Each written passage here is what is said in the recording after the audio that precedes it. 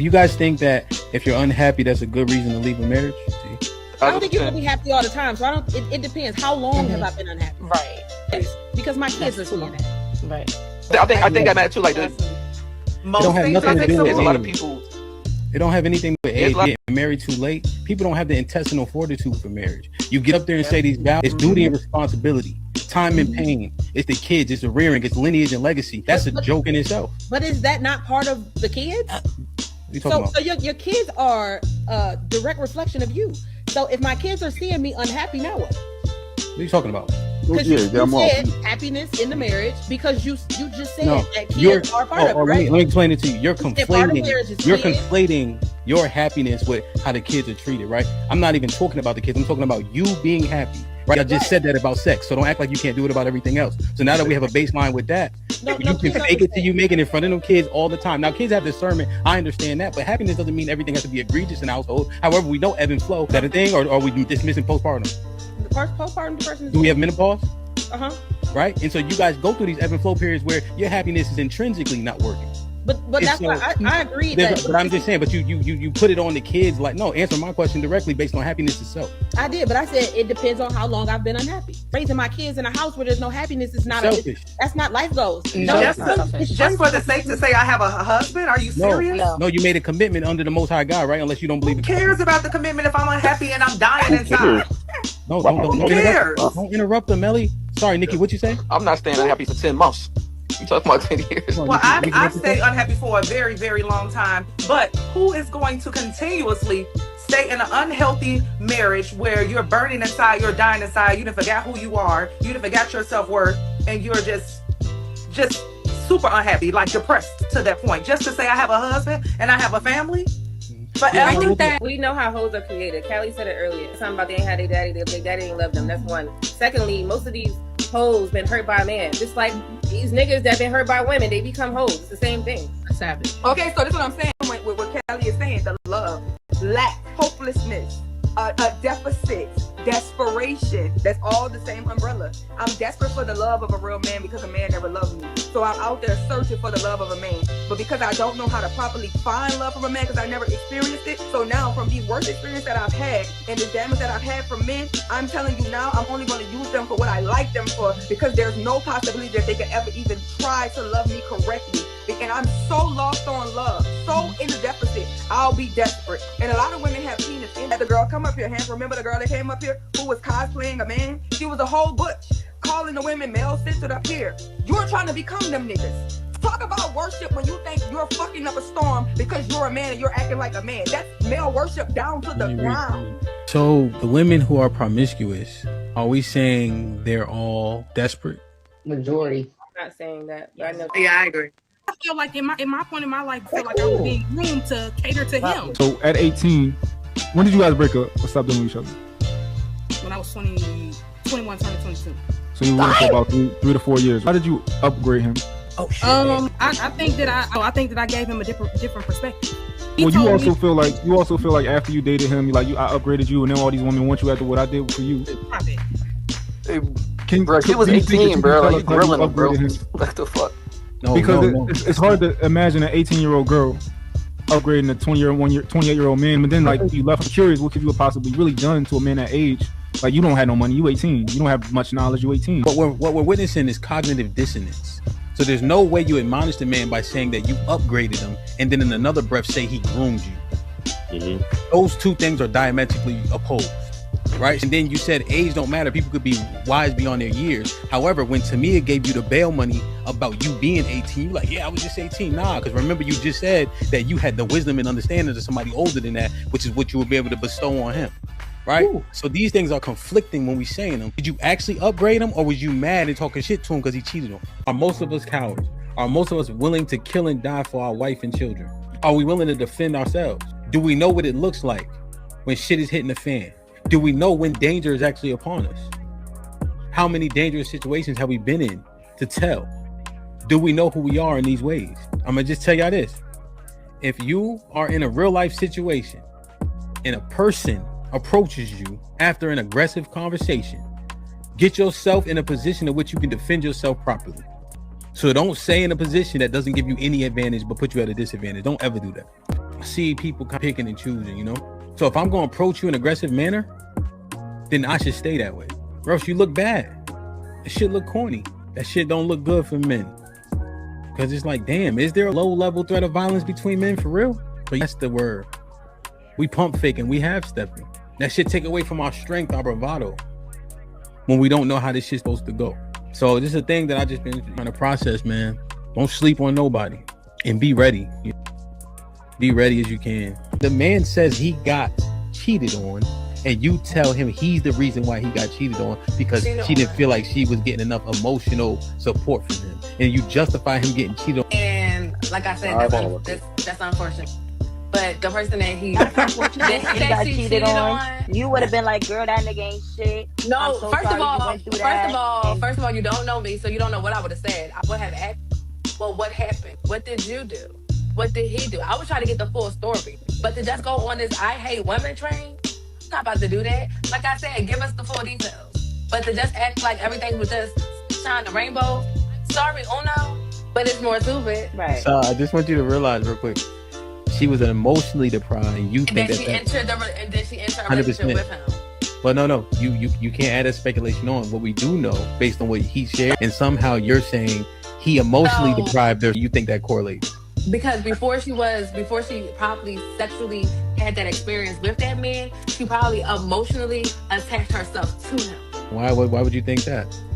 Because as y'all like to just say that women just go and just be loose and just have sex. You do. Remember we had the conversation. But the majority of women, they are going to emotionally, going to emotionally attach themselves to a man. How? And then have the intercourse. How do you know that? Because I know. The same way y'all know. The same way that y'all know everything that y'all done talked about all No, what I'm saying is, how do you know that, and how can you justify that based on women's behavior? Because it's statistics. Somebody do the research. If she has a dream about me cheating, am I at fault now? You did that shit. You did that shit, nigga. You did that shit in your past life, man. Damn, boy. So he got hit with a honey bun and it's his fault. Okay. That's like a boomerang. I mean, I don't know his situation. How much would you say yes or no? Well, she let another man put his penis in her vagina. He didn't ask her to do it. She just went and did it because or whatever. So, I mean, I don't know how necessarily it's his fault unless he, maybe he's seen the signs and just chose to ignore them. But other than that, like, I'm pretty sure you left after you found out. Yeah. So, yeah, he did the right thing. Stepping away from it. So, is that an assurance for a partner? Is that an option as well? Like, fellas, like open book? I got you. Real quick. Hey, fellas, if you dealing with a woman and she call you a partner, get up out of there. Okay. Yeah, let me see. Let me log in that joint whenever I feel like it. Yeah, I think that will work for sure. Yo, that accountability helps people too. If you know somebody else is looking at this shit, like how you reply, what you reply to, the bullshit, right? So like, for instance, this might be risky. Callie and I can see it, and my wife can see it. Now, I don't even really look at it that much because I know that they be looking at it. But also, bullshit get flushed. You know what I'm saying? It like take a weight off you, Right? Because temptation killed the cat. Pun intended. I don't even have a lock on my phone. You can pick up my phone at any moment and go in there looking and see text messages and all of that shit. Don't get a password. You say delete it. It's gonna be deleted. You mentioned that one of the problems was that you have so much access on social media. Like, some of the people can message you, DM, your DMs popping. Him looking at it, is that going to satisfy him that it's confirmed now, or is he just trying to confirm whether or not you're responding back and cheating? The con to that is that he gonna read all that shit the wrong way for sure. Every time. As he should. It ain't never all good. I was just going to say something to the effect of, in terms of social media, although primarily I do it for content creation, if my man had an issue with it, I was at it, no questions asked, because I've actually been there, done that. It calls for strokes. Like, somebody will punch you in your shit for talking too much and talking crazy. It said in the Bible. No, it doesn't say that in the Bible. That also equates to. I knew it. A fool lips enter into contention, and his mouth calleth for strokes. Proverbs 18:6. Okay.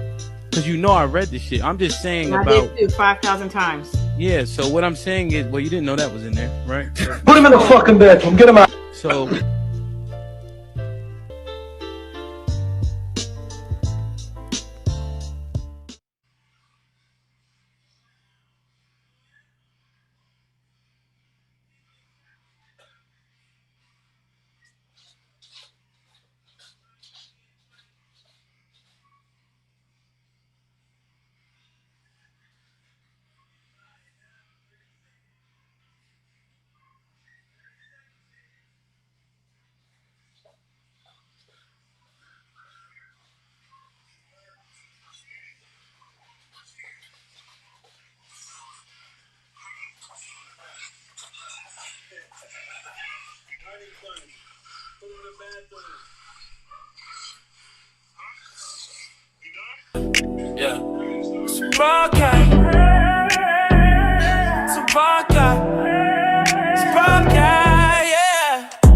Like, share, subscribe, tell a friend, tell a friend.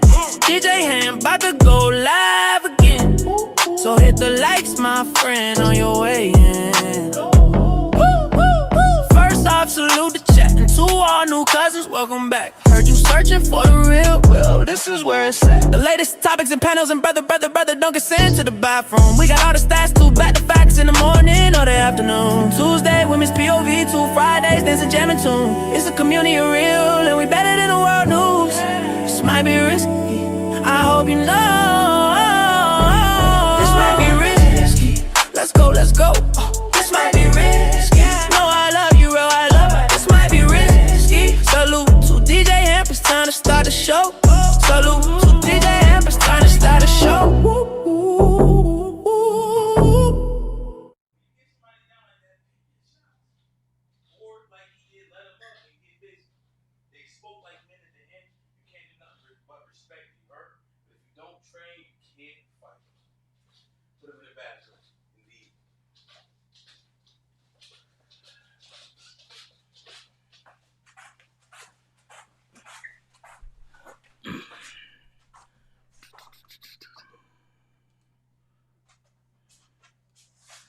Oh, we can kill all this. We can kill all this. Say like, do you want to be next? Anytime you ready, baby. I was supposed to be there. Ooh, I'm with it. I'm with it. We can do it. Knocks out everybody and no one can whoop him. That's when that little Cassius Clay from Louisville, Kentucky came up and stopped Sonny Liston, the man who annihilated Floyd Patterson twice. He was going to kill me. He hit harder than George. His reach was longer than George. He's a better boxer than George. And I'm better now than I was when you saw that 22-year-old undeveloped kid running from Sonny Liston. I'm experienced now, professional. Jaw's been broke, been lost, knocked down a couple times. Bad. Been chopping trees. I done something new for this fight. I done wrestled with an alligator. That's right. I have wrestled with an alligator. I done tussled with a whale. I done handcuffed lightning, throw thunder in jail. That's bad. Only last week, I murdered a rock, injured a stone, hospitalized a brick. I'm so mean, I make medicine sick. Man, dude. Bad. Fast. Last night, I cut the light off in my bedroom, hit the switch, was in the bed before the room was dark. Incredible. Fast. And you, George Foreman, all of you chumps are gonna bow when I whoop him. All of you. I know you got him. I know you got him picked. But the man's in trouble. I'm gonna show you how great I am.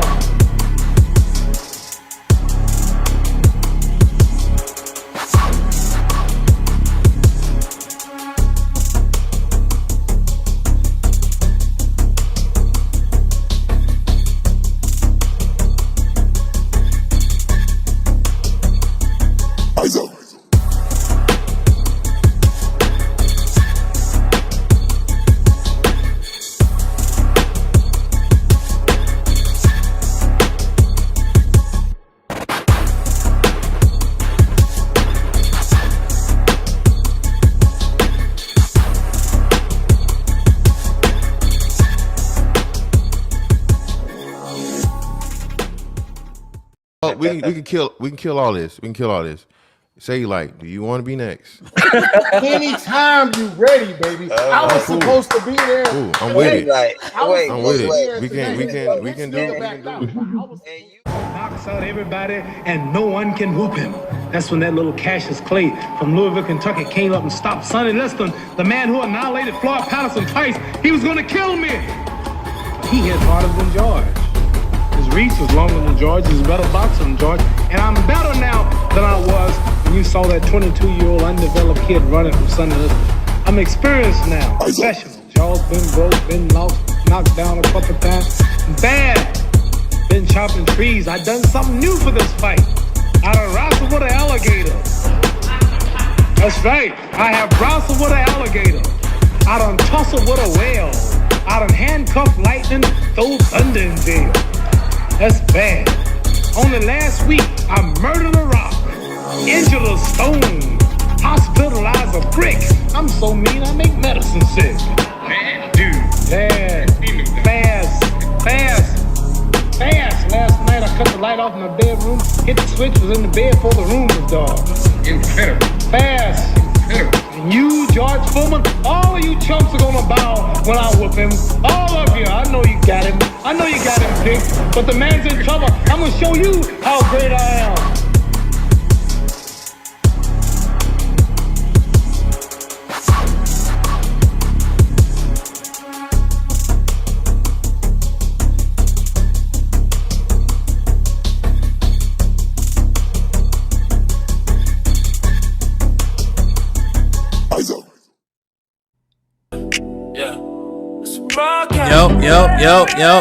Yo.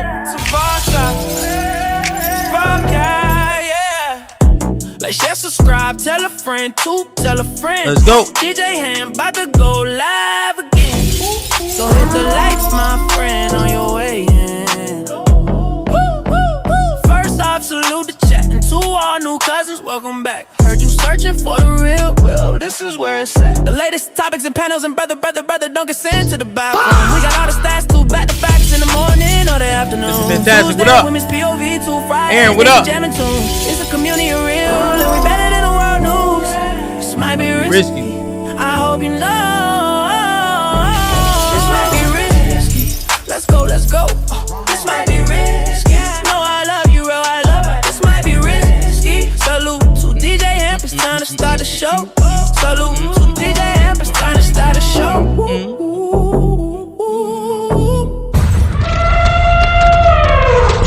It's a stampede! DJ Hamp, the stampede.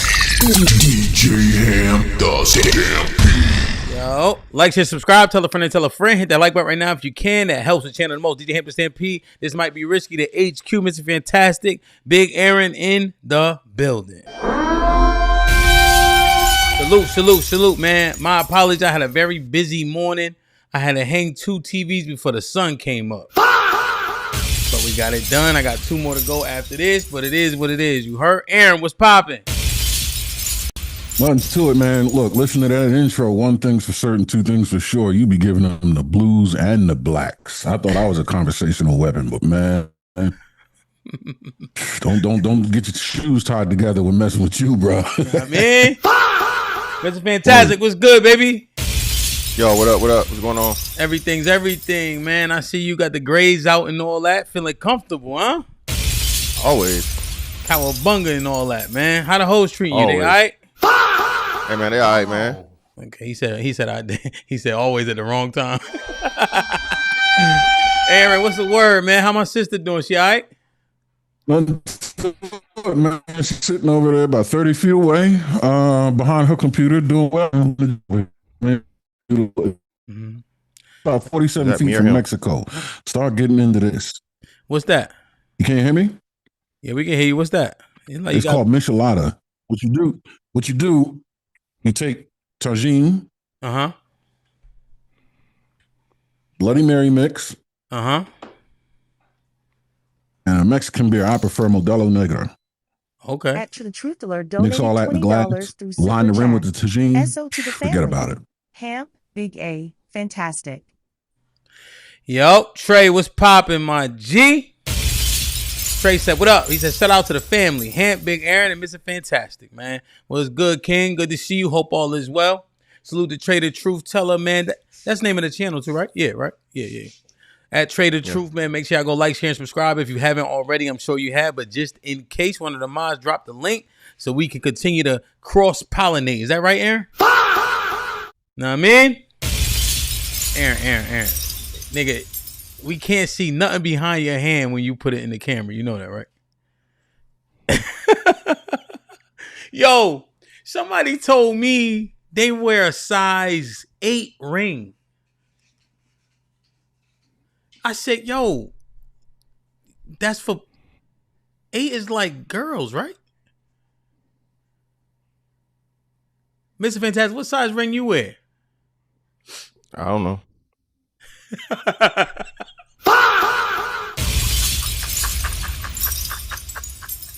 I see what you Chains only over here, brother. I see what you did there. I see what he did there. Don't make me drop that clip now. Hey, listen, whatever. Yo, so he said, who said it? Aaron, he's like, I wear a size 8. I said, huh? It's like, yo, if you wear a size 8 ring, you shake hands like this.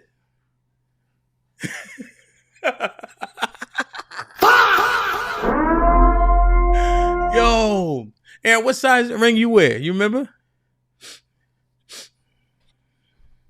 Can you hear me? Yes. Okay, yeah, 13. That's what I'm saying. Mine was like 12. Yeah. Well, you learn something new every day, man. Like, share, subscribe, tell a friend, and tell a friend. Hit that like button right now if you can. That helps the channel the most, man. I've been a little bit under the weather, but I'm getting there. Yo, if y'all watched the Friday stream, I think I was cooking, but I had no voice, bro. I was sounding like Beanie Siegel. Mr. Fantastic, you heard Beanie Siegel talk lately? Yeah. That's how I was sounding on Friday and all that, man. Salute to 130 people in the building. We only got 58 likes. Make sure the likes match the viewership, man. Let's get it popping, yo. Run! It's a stampede! DJ Ham the Stampede. DJ Ham the Stampede. What's up, man? Before we get into the main topic, yo, what you think, man? The Knicks versus the Spurs. You know what I mean? Jalen Brunson gotta pull it out, bro. I'm gonna tell you why.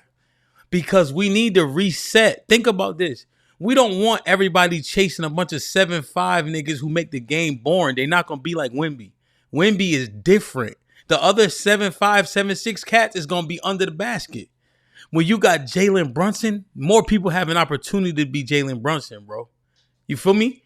More people can aspire to be Jalen Brunson. Feel me? You can't. It's hard to aspire to be Wemby because he's 7'6". You know what I mean? But Jalen Brunson's 6'1".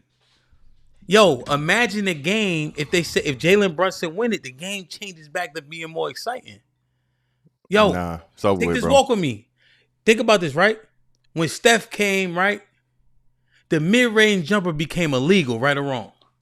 But yo, that opened the floor up, bro. It's a faster game. People who hate basketball like myself can watch it when Brunson is the man. It's hard to watch when the 7'6"ers who ain't like Wemby are the man. You know what I mean? What's good? Yeah, man. Stick to football, bro. Why? Wait, what's wrong with my take? What's wrong with my take, Mr. Fantastic? It's impossible. It's not gonna happen. Listen, Jalen, that team is just not structured, and the coaching they have is not gonna be able to match up with the Spurs, bro. Why Spurs everybody is just tell me stick to football? Yeah, man. Yeah, bro. My aunt Mackenzie said, "Yo, stick to football." Yo, I don't know what y'all talking about, but 7'6" ain't aspirational. That's a fact. Thank you, Grape Tea. Yo, that's what I'm saying. Yo, they didn't listen to me, bro. Yo, you see how dismissive they are? Just because I hate basketball and I think it's a little bit flamboyant, they don't want to hear my take at all, Aaron. That's not right. That is exclusionary, man. Life ain't fair, nigga. God damn, man. I'm just saying, bro. I'm just saying. You take the ball out from under the basket, you got more kids excited, bro. And here's the thing. Do we really want San Antonio to win? For the sake of basketball, do you really want San Antonio to win? Yes. No. Yes, you want San Antonio plays actual basketball. It's not just Wemby. They run the system. So you actually get everybody out of the run and gun. You get everybody out of the run and gun, run and shoot. Transition basketball. 81 donated $20 through Super Chat. Thank you, Beb. Salute Ham. Fantastic and Big A. Hold up. You watching basketball now? GT Foe, Trader. All right, man. All right, AI. You got to know when to stop reading. God damn, she don't listen. What else is do, right, Mr. Fantastic? They don't never listen. Real life or AI. It don't matter. Hey, Ron. Yo. Listen, man. Listen. I actually like how they play. Yo, it's so ill. I seen Wemby, right? I knew he was pulling up for the three. You could tell because he faced up to the basket at the 3-point line. I knew it, but the dude still couldn't stop it, bro. I'm just simply saying, man, I see more. So here's the thing. What you think about this take before we move on? New York wins. It's like things are more exciting in the earth. LA wins, things are more exciting. Like when you got like San Antonio winning, it's like that that area. You see, does it make sense? It's like a local win. New York. No, I got you. You saying bigger markets. You saying bigger markets, yeah. But so that right market now, shit ain't New gonna York matter, win bro. is fantastic. I'm gonna be DJing for the next 4 days in Houston. You see what I'm saying? Because I don't see how that correlates. Oh, because it's mad niggas from New York. You see what I mean? So now when they win, everybody outside partying. You could throw a East Coast party in Houston if you wanted to. Okay, I guess. Come on, man. He too busy on the phone, man. He ain't thinking. I know basketball, bro. Again, this is a horrible matchup in every way, shape, form, or fashion. Again, they just beat SGA, bro. They just beat the defending champions with the back-to-back MVP. But Williams wasn't in. It's good. It's huh? But Williams didn't play. That don't matter. What? Bro, he's robbing. He didn't play for the last 3 games or whatever, right? That's and they won. Lot, so it was like, huh? That's a lot. Yeah, I understand that, but you won a game without him. So if you managed to win a game without him, yes, you can mitigate to an extent, right? But like that's why people play. That's why I think basketball has it right. It's important to play sets. Like, you know what I mean? Yeah, but that's what I'm saying. So you had 2 teams that actually run sets and that actually run actual offenses. I'm saying sets of 7. I'm saying eventually, without robbing, you can figure it out. They might get you once, but eventually you're gonna figure out because he don't got his robbing with him. Yeah, but you had a substantial substitute that just didn't step up. Who, the other Williams? Chet didn't step up. Yo, Chet Wemby got his heart. You can see that. Exactly. So who's going to win that matchup? So that's even with that, right? Mm-hmm. The match you don't that all of those guys play defense. All of the guards play very, very good defense, and they were playing defense on Shea. So if you're making it difficult on Shea, as good as Shea is 6, I want to say what Shea 6'2", 6'3". No, Jalen Brunson is 6 feet tall, bro. Alexander. Yeah, he like 6'5", 6'6". Or 6. Well, that's 6 at least like 6'7". I want to say 6'3", 6'4". He one of the tall guys. No, he's not that tall. Okay, I thought he was like 6'5" though. SGA height. Oh yeah, 6'6". My bad. So yeah, he tall. SGA 6'6". Yeah, SGA is 6'6". Jalen Brunson is 6 feet tall. He had 30. That's what I'm saying. So that's what I'm saying. He was able to overcome double teams in the defense that the Spurs had, and that even though they didn't get all those calls in Game 7, New York don't foul bait. So you got to think New York doesn't play the style of play and foul bait to get fouls and get the whistles. They don't have the personnel that Oklahoma City had, right? And they're not gonna have home court advantage. No, I'm not. So my bad, man. You so much into technical basketball talk, nigga. I'm doing what they do on ESPN. They don't know shit about the sports. They just talk about the shit that's exciting. You talking about the technical aspects. Yeah, that's why niggas don't like Tony Romo now, because he be calling out personnel. I'm saying, but it's a Romo bad is my matchup, favorite, man. Every way, shape, form, and fashion. No, but I was saying who wins make a difference to more markets, and I'm thinking it's exciting I for agree New with York you there. Knicks to win. I agree with you there. Like I said, when the Spurs win, you get a fucking parade. You might for like maybe an hour, and then the world moves on. But then too though, I don't know.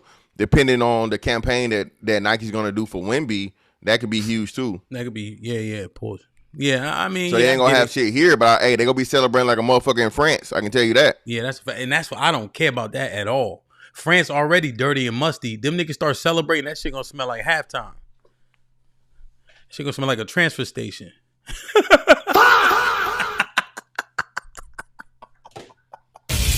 Yo, all right, man. So. All right, man. Like, share, subscribe, tell a friend, man. I'm just thinking about, it's exciting for everybody to win. And yes, at this juncture, I'm a Knicks fan. Why? What's problem? What's up? What's wrong, Rev? And then if the Spurs win, I'll be a Spurs fan. It's only basketball. Hit the like button. Hit the like button, man. Yo, did you see the GOAT on Saturday? Who? I'm talking about music. I'm talking about hip hop. So you know what time it is. Did you see the GOAT on Saturday? Yeah, nigga somehow combed out them Basquiat dreads into a fro. Basquiat. Wow. You focus on the wrong thing. Did you hear the GOAT rhyming on Saturday, bro? Yeah, I heard it, bro. I went again. I was not impressed from like Hove bars, bro. Was not impressed. It wasn't trash. It wasn't trash. Did you see my breakdown? Nah, I didn't see it. See, I got this transcript, man. Broke it down line for line for line. So many people missed so much shit. They missed the Lauryn Hill, Roberta Flack. They missed all that. They missed the Wire references. They didn't understand the Ken and Barb. Yo, he was rapping his ass off, bro. People don't know what a wonderkind is. You know what a wonderkind is? Yeah, the wonderkind, like a prodigy, like a very, very good kid or whatever, young person that's a prodigy of something. Yeah. But people miss. I'm telling you, I broke it down, man. Make sure y'all go take a look at that video. One of the mods grabbed that video. I did a breakdown of the transcript. I think I caught everything. I had missed the Wire shit in my actual breakdown, but when I did the transcript, I recognized, the price of the brick and shit like that. But yo, Jay is number 1, bro. All time? No. Number two. I can't put him ahead of Nas. I just can't do it, bro.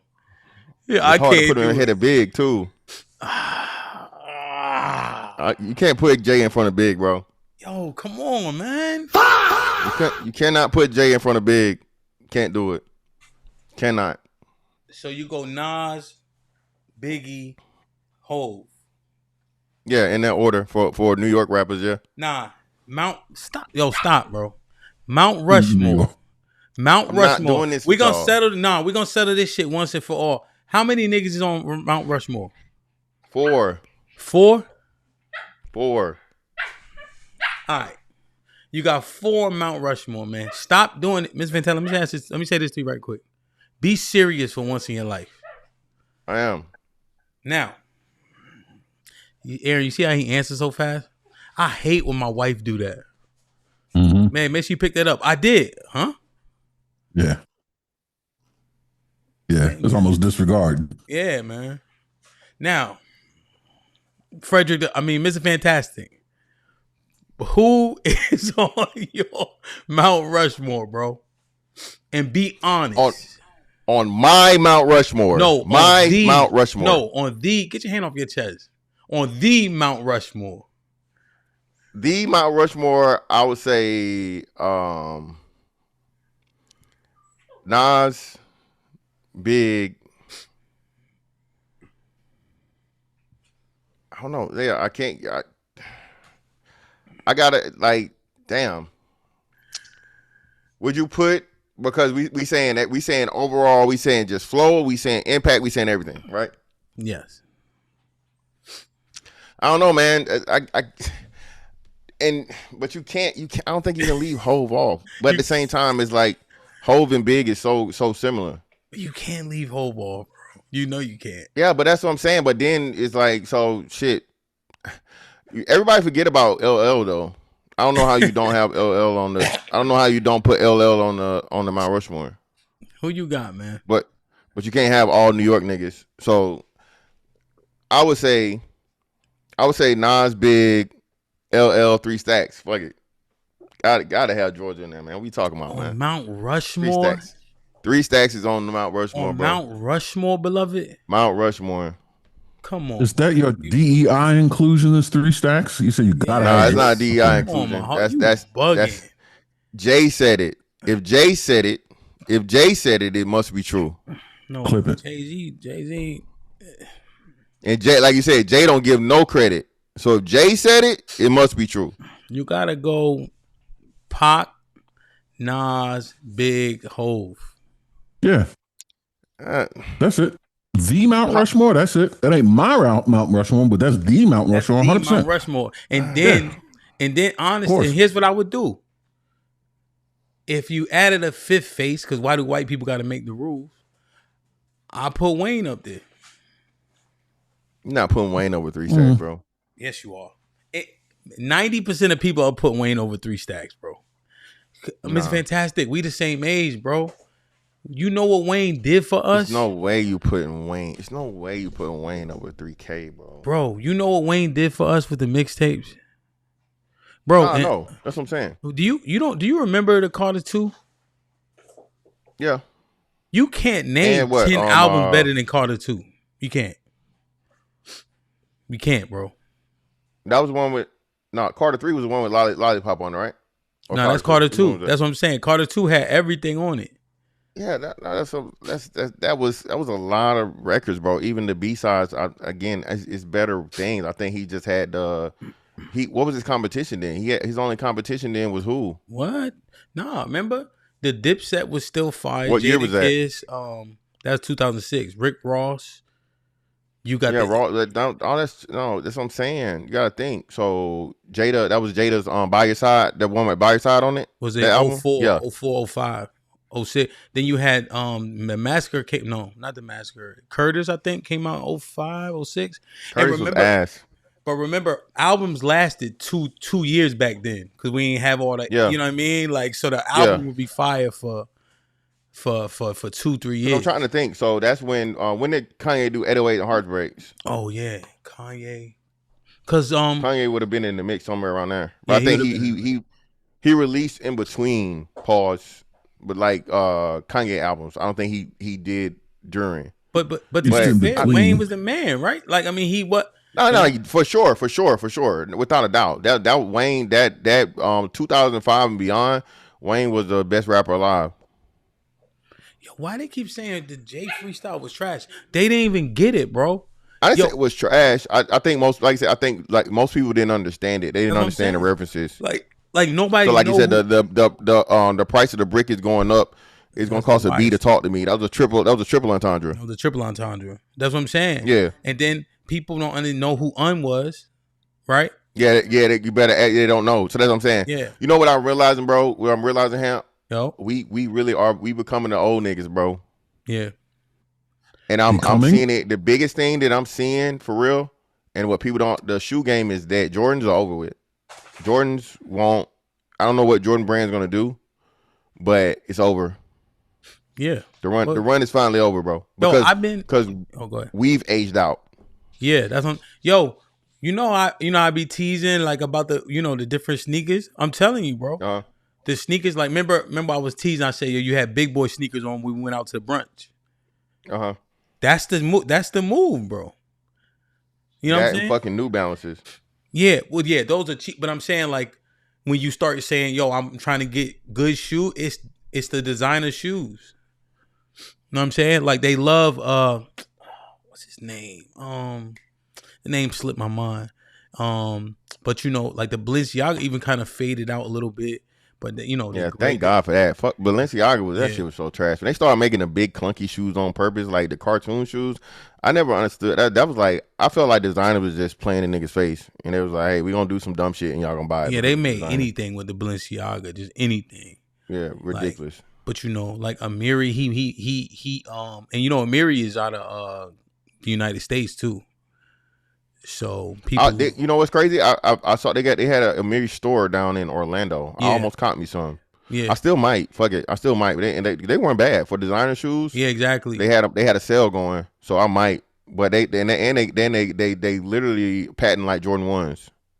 So I might fuck with them. I don't know. Yeah, the Amiri is cool, and like you said, they'll go on sale because it is American.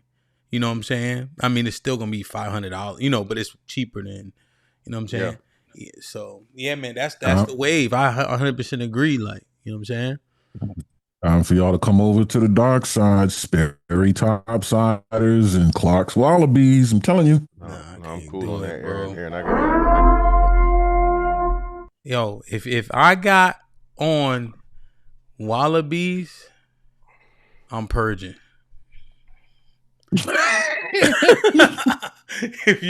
I'm gonna tell y'all right now. If y'all catch me in some Wallabies or Sperry's, this siren will be playing, bro. Cause I ain't messing up my other shoes in the purge. Fuck that shit. Run! It's a stampede! DJ Hamp the Stampede. DJ Hamp the Stampede. Yo, you know they said. Hold on, let me read these. AL with the 2000s. SAS in 5. The Knicks are cooked. Yeah, it's gonna be tough. AL with the 2000s. Ye would destroy Jay-Z in the verses. Nigga, hush. That life of the 20 ball says salute Hamp, Fantastic, and Big A. Hold up. You watching basketball now? Get the fuck out of here. Trader.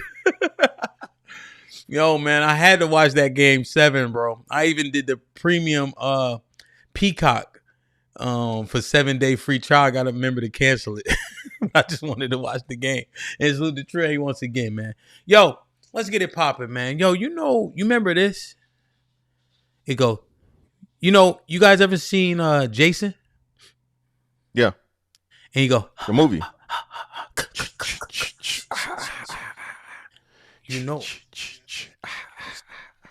I had a nightmare, right?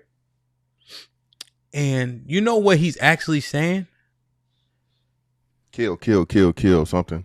They say he was saying, murder, kill, right? But I had a nightmare. You know what it was saying? What's that? Fantastic was right.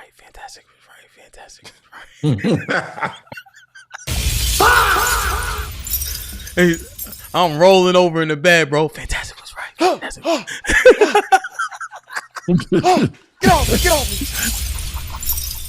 Get off me. Yo, Mr. Fantastic, man. What we got on the smorgasbord today, man? We got almost 300 people in the building. Let's get it popping, man.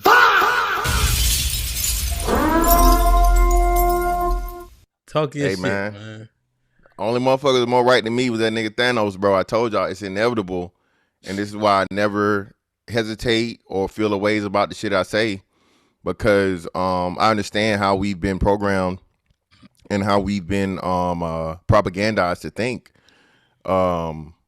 Men are awakening to understand that men aren't limited to blame, provision, and death.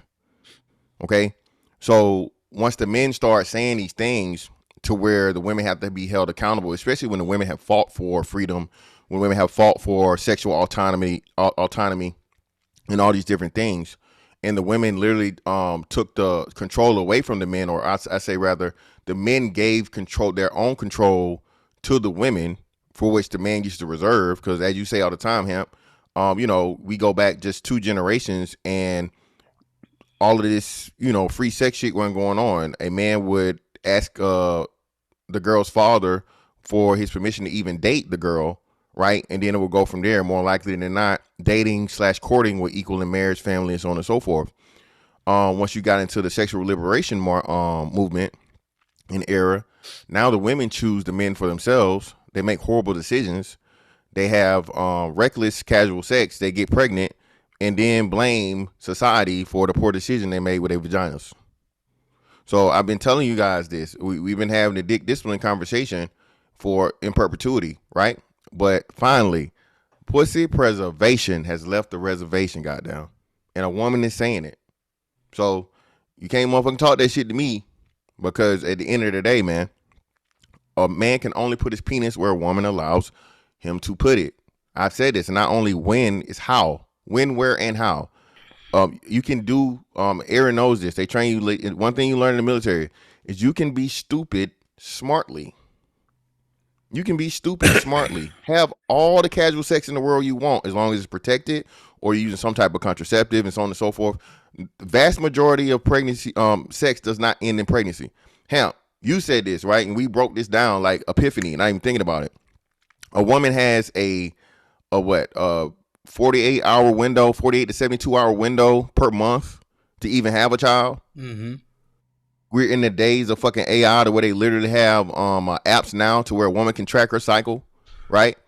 So that's like maybe 365 days out of the year, 36 days. So 10% of the year a woman can get pregnant. The other 90%, you can just, even if you wanted to, you could just raw dog and do what the fuck you want. And they still getting pregnant. They still having babies. So why are we talking to men and telling them to control something that women have all the control over at the end of the day.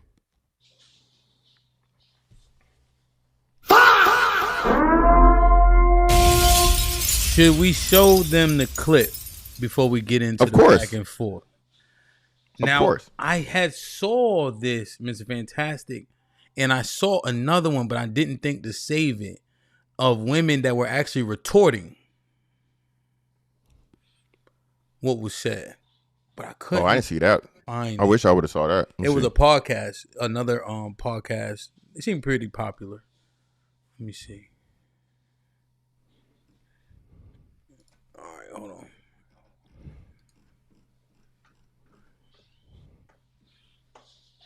The wrong screen.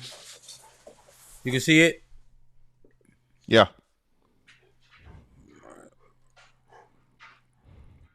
Million black women in America. Okay? There's over 100 million white women in America. How is it that single black mothers in America is about 4.6 million? Single white mothers in America is about 6.2 million. There's 100 million of them, and there's 20 million of us. Dang. When you look at the numbers, right? When you look at the stats, you could ask ChatGPT, you could go look at statistics. All these women that most times are just trying to get love and end up with a baby. It's not okay. Mm-hmm. And it's not okay that there aren't mothers out here teaching women how to be responsible with their bodies. Look, I'm not saying you got to wait till marriage. I will never say that. I'm not saying you need to just be abstinent your whole entire life. I'm not saying that. What I'm saying is be responsible, and pregnancy is up to the woman. And we have to stop pretending like your white value won't go down when you do have multiple children by multiple men. End of story. End of story. And this is why I'm saying people try to say I don't like women. No, I love women. But more than I love women, I have faith in our young girls that they can do better than we do. Single mothers in the white community and the black community. There are only 20 plus million black women in America. Okay? There's over 100 million white women in America. How is it that single black mothers in America is about 4.6 million? Single white mothers in America is about 6.2 million. There's 100 million of them, and there's 20 million of us. Dang. When you look at the numbers, right? When you look at the stats, you could ask ChatGPT, you could go look at statistics. All these women that most times are just trying to get love and end up with a baby. It's not okay. Mm-hmm. And it's not okay that there aren't mothers out here teaching women how to be responsible with their bodies. Look, I'm not saying you got to wait till marriage. I will never say that. I'm not saying you need to just be abstinent your whole entire life. I'm not saying that. What I'm saying is be responsible, and pregnancy is up to the woman. And we have to stop pretending like your white value won't go down when you do have multiple children by multiple men. End of story. End of story. And this is why I'm saying people try to say I don't like women. No, I love women. But more than I love women, I have faith in our young girls that they can do better than we do. Single mothers in the white community and the black community. Why? You said it. It's been said. We argued it up and down, back and forth, several different ways.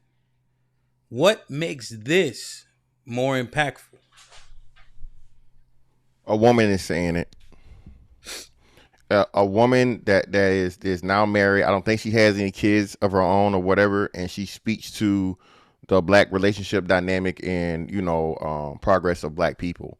So it's coming from, I wouldn't say the perfect messenger, but the hardest person to refute and the hardest person to find flaw in and them saying it. If she was a baby mama and her saying it, oh, well, you a baby mama. If she was a single woman saying it, oh, well, you ain't got no husband. You ain't trying to make no family.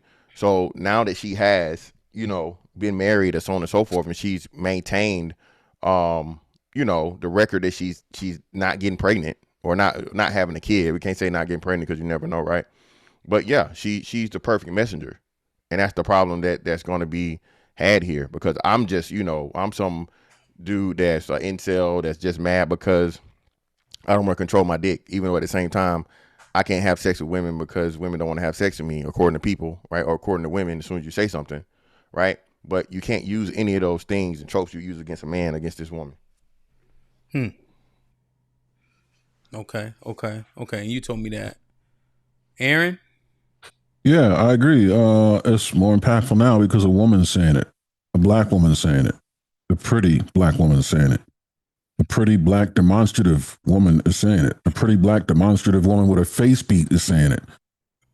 Rinse, wash, repeat, say it again with some level of visibility is saying it. So there's no, you can't, you going to clap back at her? You look a fool. I mean, it's unfortunate that you got to have the demographic that you're speaking to be the only thing or the only entity that can actually drive home a very valid point. But here we are. You have a pretty black demonstrative woman with her face beat and visibility saying what we've always kind of sort of said, and now it's being heard. Very well. Whatever gets the job done. She has the likes turned off. 2,000 comments, 471 shares. You would have to assume that the comments are probably the likes are probably 2 times more, right? Most likely. People are more likely to like than comment. Yes, right? Because it's easier. Yeah. So she probably got, I mean, who knows? 4,000 likes, 10,000 likes. Oh yeah, I would say 5 digits. Yeah, I wouldn't be surprised. This super chat says, from my brother Mont with the $5 says, if she want women to listen, she need to stop trying to chastise people. Learn to communicate effectively. Nobody is listening to that. What say you guys to this super chat? Salute the Mont. Par for the course, given the author. Okay. Well, I don't. How much better can she say it? Where's the miscommunication, or where's the harsh thing that's being said? I think she's delivering the message in the most deliverable way, right? So my question to Mont would be, how much better could she possibly say what she said? She's using stats and data to solidify her point, right? Giving fair comparison. She's not cursing or using any foul language and so on and so forth. So my question to Mont would be, how much better can this be said, and especially by the messenger that's delivering the message? Yeah, I disagree with Mont in the sense that she's being. I think Aaron used the correct term, demonstrative. She's not even being rude though, right? She's not even being like nasty with the message, right? I think that she has passion in the message. I don't see her calling people out of their name. She's saying, "Hey, let's put it in perspective." Right? The amount versus the volume of people would give you something that you need to properly assess. The grace that I think kind of hurts the point is in Callie Bev's $2 super chat, which reads, "Keep sexing, ellipsis. Just don't get pregnant." And Callie put the melting faces, which does that mean like that's contradictory to the overarching message? What do the melting faces mean? Like, or that shit didn't make sense, or it's conflicting? No, it makes perfect sense. And I think she didn't say that here, but I think she said that on another podcast. And she's being realistic. This is the same thing I say all the time, Hamp. Telling people to abstain is unrealistic. Regardless of what your feelings may be or what your morals or whatever, put that shit, your opinion is to the side. It's irrelevant. What's happening? What you feel like should happen and what you feel like should happen and what is happening are 2 totally different things, right? Like you said all the time, Hamp. You got to play the game that the fucking coaches the referees are officiating, right? The refs calling certain shit and they calling holding. Hey, you got to be careful. You can't tug on that jersey as long. Now, still may be some tugs going there. And this is what men are doing. Women are mad at men for women telling on themselves and men adjusting accordingly. Hell, it's a thing going on around now where women is talking about, hey, fuck it, I just want to go out here and, pole hop, right? So if you have a large contingent of women and a very, very large group of women that are saying, hey, man, we're out here doing this, and this. We accepting your dates, but we're not taking y'all serious. We just using you for food. We just using for this. We just using for that. So, shit. what incentive does a man have to be in relationships anymore and actually make the family? You feel what I'm saying? Understanding that we understand what's going on now and we're adjusting. Now men are being blamed because men refuse to take a bad deal. The women have defaulted on the relationship dynamic. Go ahead. No, I was listening. I was listening to what you're saying. And so to summarize it, and I'm waiting for the clip of the women that refuted, waiting for it to get sent to me, is simply, damn, I lost my train of thought. Yeah, they fucking anyway. Oh, they're not gonna stop fucking. That's what it was. Is that the women are not gonna stop having sex. So at least have sex and don't get kids. Yeah, she's acknowledging the modus operandi of most people. Since I know you're not gonna stop fucking, you don't have to get pregnant, and there's several things you could do to guard against it. Which is what you be saying, even though I be saying, my advice is more in a perfect world scenario where people are less likely to fail, and we most people, make pretty poor decisions. But you're just saying have sex responsibly is essentially her target market, which would be the majority of people, because people ain't gonna stop having sex. Mont with the $5 says, fellas, the main point is it will not work, which makes it useless. Her anger, her judgment, her passion makes her message get thrown in the trash. So he's saying, as it pertains to the people she's talking to, is it likely that they will adhere to the message based on her delivery? No, no, and that's cap too. Mont knows this because regardless of the delivery, if it's something that black women agree with, it can be cussing. If it's anything that's disparaging black men and saying how niggas ain't shit, they broke, they don't take care of their kids and whatever, you can use the most ratchet, toxic, most vile delivery ever, and black women are going to eat it up and they're going to enjoy it and they're going to agree with it. They're going to share it. They're going to spread it and all these different things. No, it only happens whenever you say something that brings into questions black women's behavior and attempts to hold them accountable or responsible. So no, that's not the thing. As long as they agree with it, you can say whatever you want to say. So no, that's not going to work. Aaron? Yeah, when women don't want to listen, they're not going to listen. It doesn't matter how high the volume knob is up on the radio. It really, it's not about the delivery I'm finding. It's really about the fact that you got to put them in a corner so deep, and you can only do that through asking questions and get them, tripped up on their own shoelaces. Even then, they're going to deny it. I mean, internally, they may accept it, but since they've been made to look a fool, now they got to recover from that. So they're not going to tell you that they buy it. But I don't think it was her disposition. Because, I mean, when you get quiet, when you whispered at them, oh, you just being a pick-me. You know what I mean? You being a demure pick-me. Or if you shout at them, who you talking to, bitch? You know what I mean? Either way. If they don't want to agree, they're not going to agree. As Abe with the $5 says, real talk, this is not black women y'all envision when you denigrate us. Is she truly black? Yeah, I think she's, I guess the one thing that she's Canadian. But the Canadians are the same, right? It just niggas kept going north.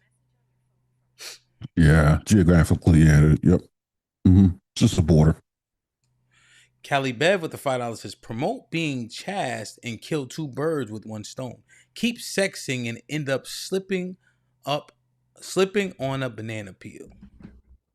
Okay. Yeah, that's cap though, and Callie knows that's cap. Again, that's bullshit. Is Callie gonna be abstinent? Is Callie gonna fucking not have sex at all until she's married again? No, cap. So again, why would you do something and even suggest something that you're not doing yourself? This is where we got to have a realistic conversation. Marriage is going down. Okay, only half of the people are married. So suggesting that the only time you're gonna have sex is in a serious relationship or in a marriage is unrealistic. So giving unrealistic solution is not giving a solution. I don't know if I agree with that wholly. I mean, I see what you're saying, and what you're saying does make sense, but it's like posted speed limits. Nobody adheres to them, right? But if you post it, people will kind of stay within a window of that. And I think her advice, even though it may not be realistic, objectively, it's still sound, right? Mr. Miyagi said, best defense, no be there. If, in fact, you were to employ her advice, you would surely eliminate the potential for any problems. How many people are going to adhere to it? I think one person adhering to it is enough to at least make that message known, along with the messages that you and Hamp, right? It's kind of you're on one end, Hamp's kind of in between, and I'm on the other end with don't do it at all. Either way, they all need to be. The one thing we don't need to say is fuck it, Will, and don't worry about nothing. Practice some kind of precautions. Yeah. So, but yeah, but your expectations. What I'm saying, manage your expectation, but the advice is sound. Yeah, but like that's just unrealistic. Like I said, that's like saying, hey, putting a kid in a candy store and leaving them unattended and telling them not to eat the candy. You feel me? Again, you can tell them, but you know what's going to happen. And understanding that the sexual marketplace is what it is, and availability of sex is at an all-time high because women are being hypersexual, and now you're only punishing and you're judging the men when they choose to indulge, as if to where the women are on the other side of the equation. No, I agree, but you got to present a why. When you say don't do a thing, can't leave it there. You can't don't eat none of this candy because you're going to run away with it and get sick. They're going to eat the candy anyway, most of them.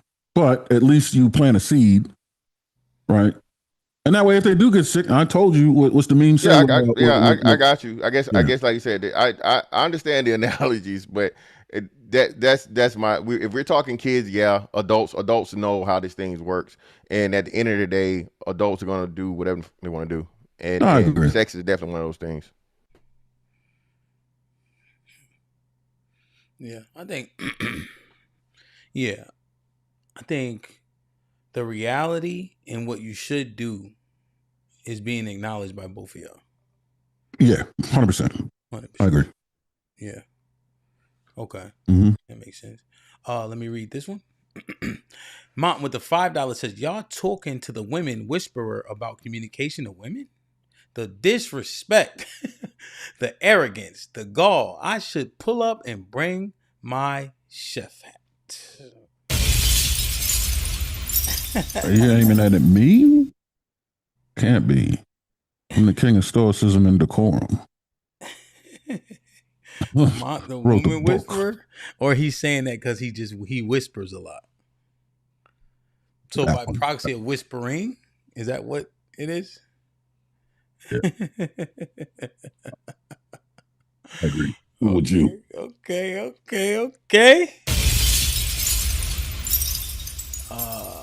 As Abe with the final says, these are wannabe when convenient. Today be to denigrate. What? Tomorrow she's fill in the blank.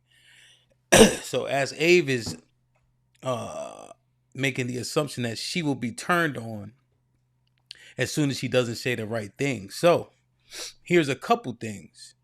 So she will be deemed attractive by most people. Agreed? Yeah. She articulates well. She's been on plenty of podcasts. And she's an actual doctor. She is? Yeah, Dr. Sarah Shorter. That's what that thing says. Really? She's an actual doctor. Proper PhD with a completed dissertation that's been peer reviewed and put like the whole bit, she got the paper. So I'm pretty sure it's accurate. Oh, okay. So we look though. She been engaged 4 times. Her last engagement, her friend told her to break it off and married her in a week? What type of game is that? What part of the game is that? Does that need to be assessed in any way, shape, or form? The woman that was just talking. Yep. She was engaged several times. 4 times, yeah. We did a show. She broke up with one dude because she said that this dude was stagnant and all the things, all the usual things. Sure. She was engaged, broke it off with boy, and married her quote unquote friend in 3 days, 4 days or something like that. So now she married talking like that, but been married for 3 or 4 months. Oh, wow. So that was 3 or 4 months ago? Oh, well. Because to as A's point, we were literally like, look, beautiful, smart, 40, not married, engagement queen. Right? The dude that she was going to marry got the closest to marry and say he couldn't reach her plateaus. You know, all the things we hear, right? He wasn't accomplished enough. He wasn't driven enough. Now, she literally broke off an engagement, got married in 6 days. Does any of that matter in regards to what she's saying today on that clip?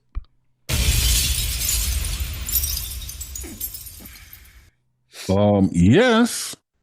Her credibility has certainly been diminished. Unfortunately, I think this is one of those situations where a broken clock is right twice a day if you're looking at the 12-hour clock system. I don't think the message in and of itself in a vacuum is any less important or imperative. However, I'm going to acknowledge the fact that her credibility definitely puts the message in danger, and anything that comes out of her mouth should be scrutinized before take it with a grain of salt. Even this has to be taken with a grain, objectively speaking. When I put a grain of salt in there, it still shakes out. But yeah, if what you're saying is true, she needs to get a message to somebody that has the credibility so that it can actually be adhered to a little bit more readily. You know, it is what it is. These are the facts, objectively speaking. Can't be a hypocrite about it. Okay. Mr. Fantastic, anything on what I've added in regards to, I mean, I'm sure you already knew all that, but does that not matter, or do we just accept it because it goes along with what's been being said? Nah, it's no, so it's crazy because the women were supporting that, right? Ooh, girl, yeah, he knew what he wanted, so that's what a man's supposed to do. A real man gonna tell you. So even though we know, it would be hypocritical, but women do hypocritical shit. Nah, it's not gonna stand. You don't get to eliminate her at the end of the day. None of that overrides the fundamental foundation of what the topic matters about. She doesn't have any children, right? She's not a single mom. Mm-hmm. And I see.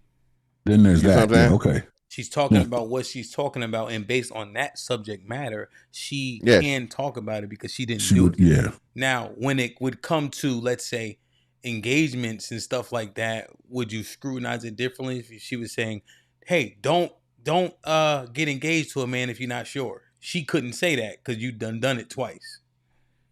That's what you're saying, Mr. Fantastic, essentially? Yeah, if it was talking about engagement or whatever, right? Yeah, of course. But then too, like I said, that's another thing that black women would be hypocritical about because they brag all the time about being multiple engagees in proposals. So now what are we doing? So you have to be careful. You have to understand that if you try and destroy this premise, now future conversations are gonna have to be totally different because you said, "Oh, this bitch, she got engaged to multiple times or whatever, and so on and so forth," and so yeah, it don't make sense to me. I would say that I would real quick. I would say that she really shouldn't talk about fidelity either. I mean, I don't know if there's no proof of infidelity, but to be able to marry her friend within 3 days of breaking off an engagement tells me that there's some prior intimacy or prior. She should stay away from the infidelity conversation as well. She ain't got the leg for that. Gotcha. But don't you dare allow another man to baby mama you twice. That is 1000% your fault. At this point, it's a choice. And then stop teaching that to our daughters. I am so sick and tired of people trying to pacify the fact that it's just okay to be a single mom. Because they ruined it for themselves. Yes, they did. They definitely did. They absolutely lowered their wife value on the market because they were frivolous with their body. What the Their wife value? What are we, Carfax? Am I a property? First of all, Sarah FonteNOT, the fact that you beige women, I don't really know how you sleep at night, but because the way in which you are actually degrading Black women by perpetuating this idea that our value is somehow linked to whether or not we're married. Single moms get remarried every day. Hi, hello, it's me. This type of narrative makes women stay in unhealthy dynamics, abusive relationships, all because they're so afraid of being a single mom. She said if they were all drowning, I would save my husband and let my kids drown because we can make more kids. First of all, go have some kids and come back. I just feel like you don't really like women. That's why. You don't really like women, which means you don't really like yourself. It is one thing to be baby mama one. There's a difference between a single mom and a divorced mom. So it's like there's a difference between a co-parenting mom and a. Well, this is even crazier that they're fighting back on that. Like she's saying, like, well, damn, you made a mistake, bitch. Don't make the same mistake twice. Because there's no such thing as the same mistake twice as a decision. So that they're not even, calculating the whole thing about don't become a baby mama in the first place.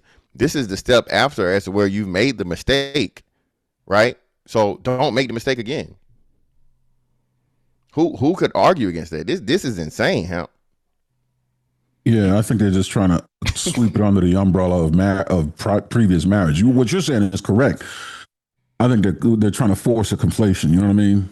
Yeah, no. She Right. said No, baby we're not mama falling for it. Yeah, she's saying baby mama for a reason. She didn't say ex-wife. She didn't say whatever. We know, and again, this is what happens now. All of the tropes and all of the go-to plays are getting ran on a woman. Oh, you must hate women, which means you hate yourself. You know how crazy it is to say to another woman for giving 1,000% solid advice, just common sense advice. Hey, have all the sex you want, just don't get pregnant. You hate women, so you hate yourself, bro. This is wild, dog.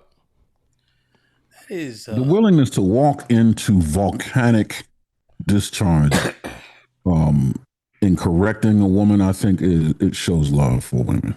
If you hated women, you would best save yourself and not even get involved or say anything. And not empathy. What is it when you don't care? It's the opposite of love. Not hate, but like apathy. Being apathetic, I think, is a better indicator of hatred. Just as total dismissal. Don't care. You know what I mean? Like when you take a dump, what do? You flush it. You don't even look. You know what I mean? Bye, gone. Yeah, but then getting in there is. But then, Aaron, you're chastised for that. So when you let a woman make bad decisions, right, and you don't intervene, right, you failed her because you didn't guide her down the path with her vagina about the man she should, the man she should be dealing with, the traits and things of this man that made him a bad selection. You know what I'm saying? But you know what I'm saying? That's the point I'm making. I understood. No, I'm compounding what you're saying. I'm not refuting. Yeah. We're on it. So, and then it goes back to Hamp's original premise and what he talks about in the foundation of the importance of your father. Yes. So you have a lot of black women that don't have fathers in their household, to where there's never even a father to go to ask for, to court your daughter, to marry your daughter, to be in a relationship with your daughter, to have the father vet the man or the boy or whoever's dealing with his daughter to see his traits and see who he is, the character and these different things and so on and so forth. What do you think we're going to end up with? So now the men can't tell the women anything, right? Because the men just, whatever, they hate women. They just mad because they can't get sexual access and so on and so forth. So the structure's going, the mating selection thing is reduced to shit, right? Horrible. And now the women are on their own devices, to where even other women can't chastise the women and tell them, hey, yeah, you probably shouldn't be doing that. That's probably not a good idea. Yeah, because you're either going to be a pick me or a bitch, one or the other. Yeah, when I was listening to their response, the clipping of it maybe makes it a little bit incoherent. Like it's kind of all over the place. And the clipping could be an issue with that, right? Just how they kind of clipped it. But also, it wasn't so direct about what she said, because a lot of it was, you always do this, right? Admonish or denigrate women. So that's what they were replying to. Like a lot of it was, like for you to attack women like this, Sarah, is unbecoming. Like that's what they were kind of addressing. And I guess they, the one lady did say, hey, we do get married every day, right? But she didn't say it was impossible. She was saying the probability, because she said it lowers the rate or the value and of even we know that's person. cap. And we know that's cap. So the girls are going to use her anecdotal. Oh, look, here, talking or whatever. Single moms get remarried or single moms get married. Okay, you're the exception, not the rule. Fuck is we doing? Stop it. And this is the importance of stats and data, right? We already know only 27% of black women are getting married, right? But you got 60-some% of women having kids. That's a 40% negative. You know what I mean? You're saying even with those numbers, it is you can literally, based on mathematics, say that single moms aren't getting married at all, just because there's still numbers out there. Yes, the women having children outnumber the women getting married by twice, if not more, at least 2 times. Yeah, I'm just saying there's not even a big enough percentage left over. You could literally Exactly. Yeah. No. No. Even then, on the back end, study the longevity of those marriages. You know what I mean? Those few single digits percentages that do happen, their longevity is cut by what? What do you say? 70%, 80% chances of failure in the marriage second go around. Yeah, we have about 70%, 50% failure rate. And that's first trip, right? Yeah. Second trip, it jumps up another 30%. So the few that do happen and make it through, you got to now manage your expectations on the possibility that they succeed. Yeah. Yeah. As Ava the $2 says, prove that single women don't marry. Single women? What? Single mothers? That's stupid. Yeah. What do you mean? The we just proved it to you. If black women are getting married at a 27% clip and 61% of black women are having children, that tells you right there. Yeah, maybe single mothers aren't getting married. Is it? Is that what was being asked? Oh, she can just re-ask it. She meant single mothers though. She said in the chat. Do we have that number? What percentage of? Go. I'm sorry. No, go ahead. Oh no, I'm just saying. Do we have that number? What percentage of mothers that? Yeah, we have the numbers, Aaron, because again, we have the marriage numbers, the marriage statistics, which for black women are like 27%. The number of black women that are having kids are 61%. So I mean, the number of women that have kids that get married. No, well, it would still be mad low. Go ahead. I'm saying it. Go ahead. Here's what I'll say. I didn't really know, or it didn't really resonate to me, that women with kids were less marriageable because it was normal. Like for a chick to have a kid and her still have a dude or somebody get with her or whatever the case is. You think it's a Northeast thing? Because I'm in that same boat. You think it's a Northeast thing? Because I'm in that same boat.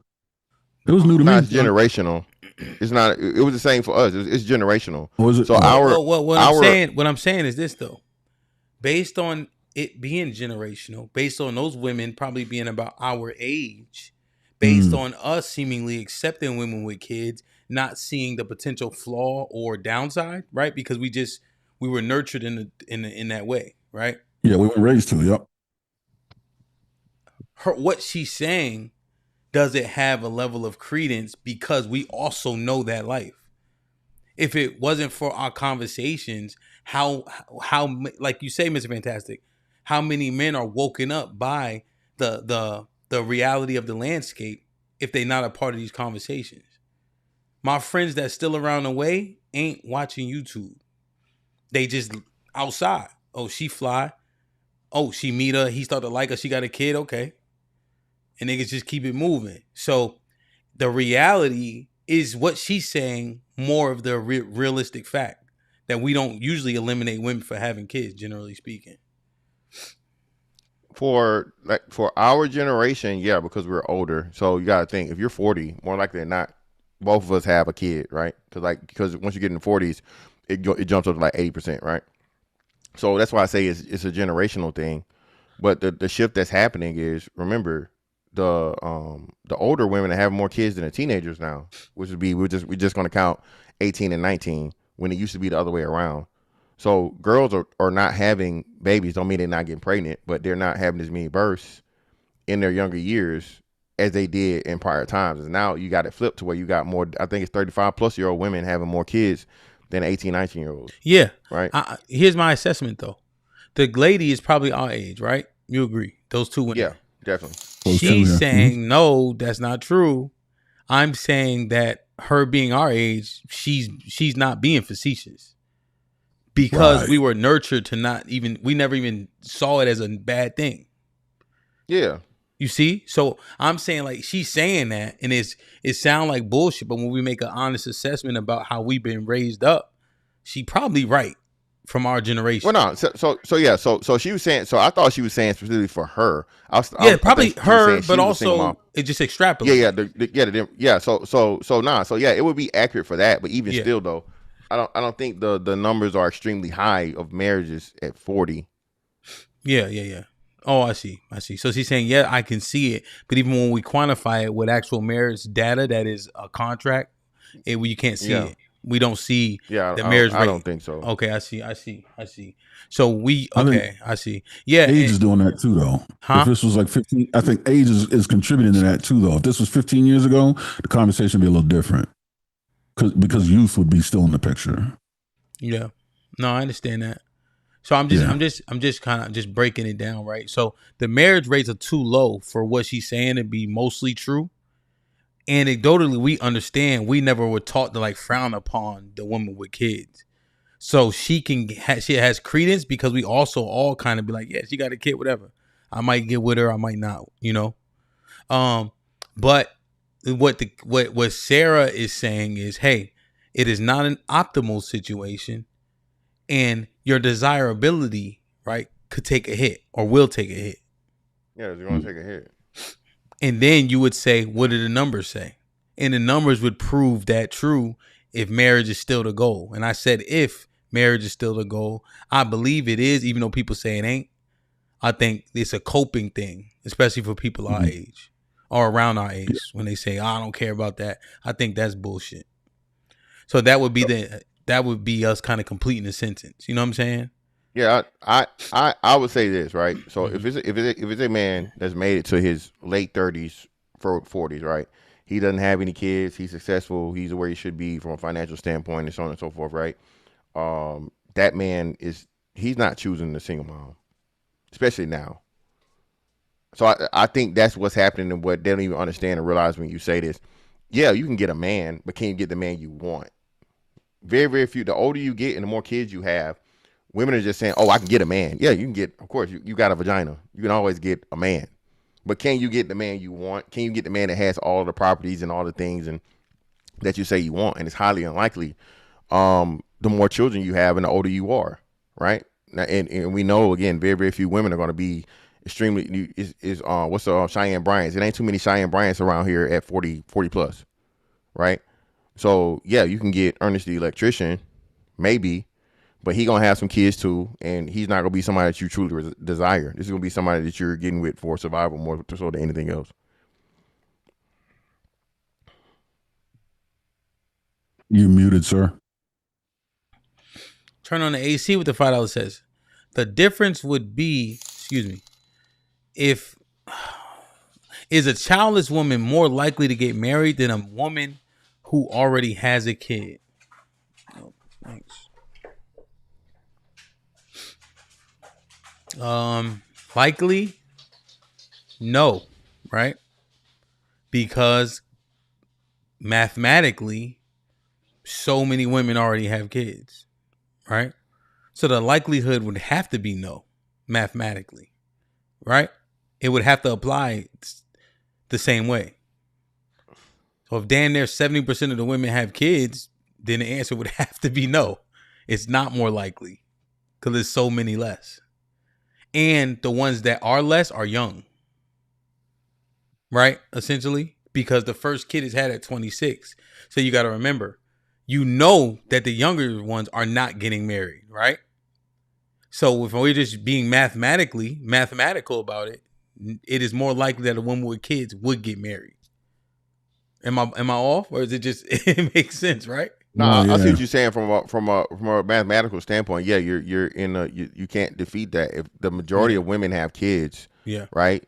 The majority of women have children, and so if the majority of women have kids, and we have a very, very low marriage rate, we know for a fact that a lot of those women that are still getting married are going to have kids already. Yeah, and then couple it with the ones that don't have kids are 18 to 24, and we know that people that get married young.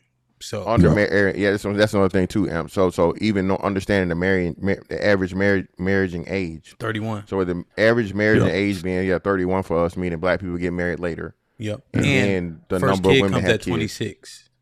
Yeah, right. Exactly. So everything lines automatically. Up that puts yeah.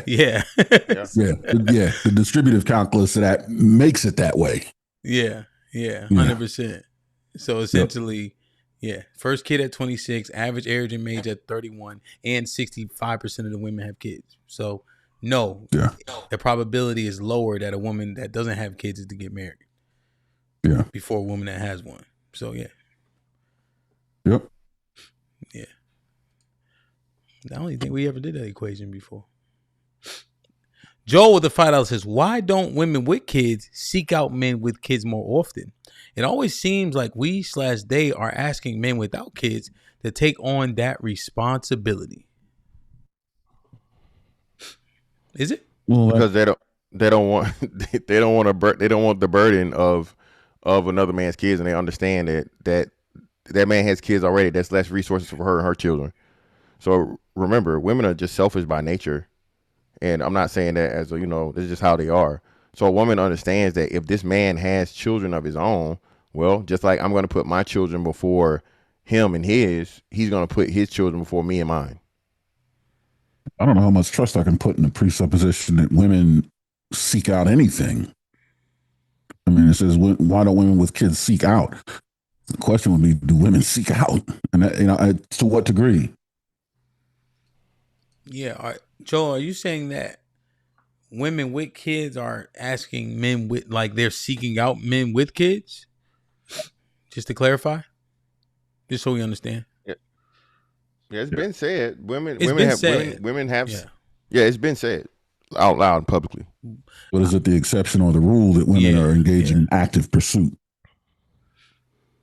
Yeah, I don't think they I don't want to date a man that doesn't. I'm looking for a man without kids. I think, right? Yeah. I don't think that's a popular step, but I've heard it. Heard like, hey, if she has kids, so what, right? And then that's the terminology of men stepping up, right? That whole step up to raise these kids in terms of, holding it in a regard. When we had the show and it was being said, it was disheartening that men didn't want to take care of other men's kids. I don't know if y'all saw that Wednesday show. So I could see where he's getting that notion from. I just don't think that's the ask, So Joe, I'm just going to read this one because I asked him a question. I'm saying that I seldom hear women with kids actively looking for men with kids. Okay. So you're saying they're not overt with it, essentially. No, it's interesting, man. I just, when Mr. Fantastic, when you sent it, it's like, I heard this a million times, It's not profound. I think one thing she did differently was the 4.2 versus the 5 million or something like that. Showing the disparity. I think she was trying to highlight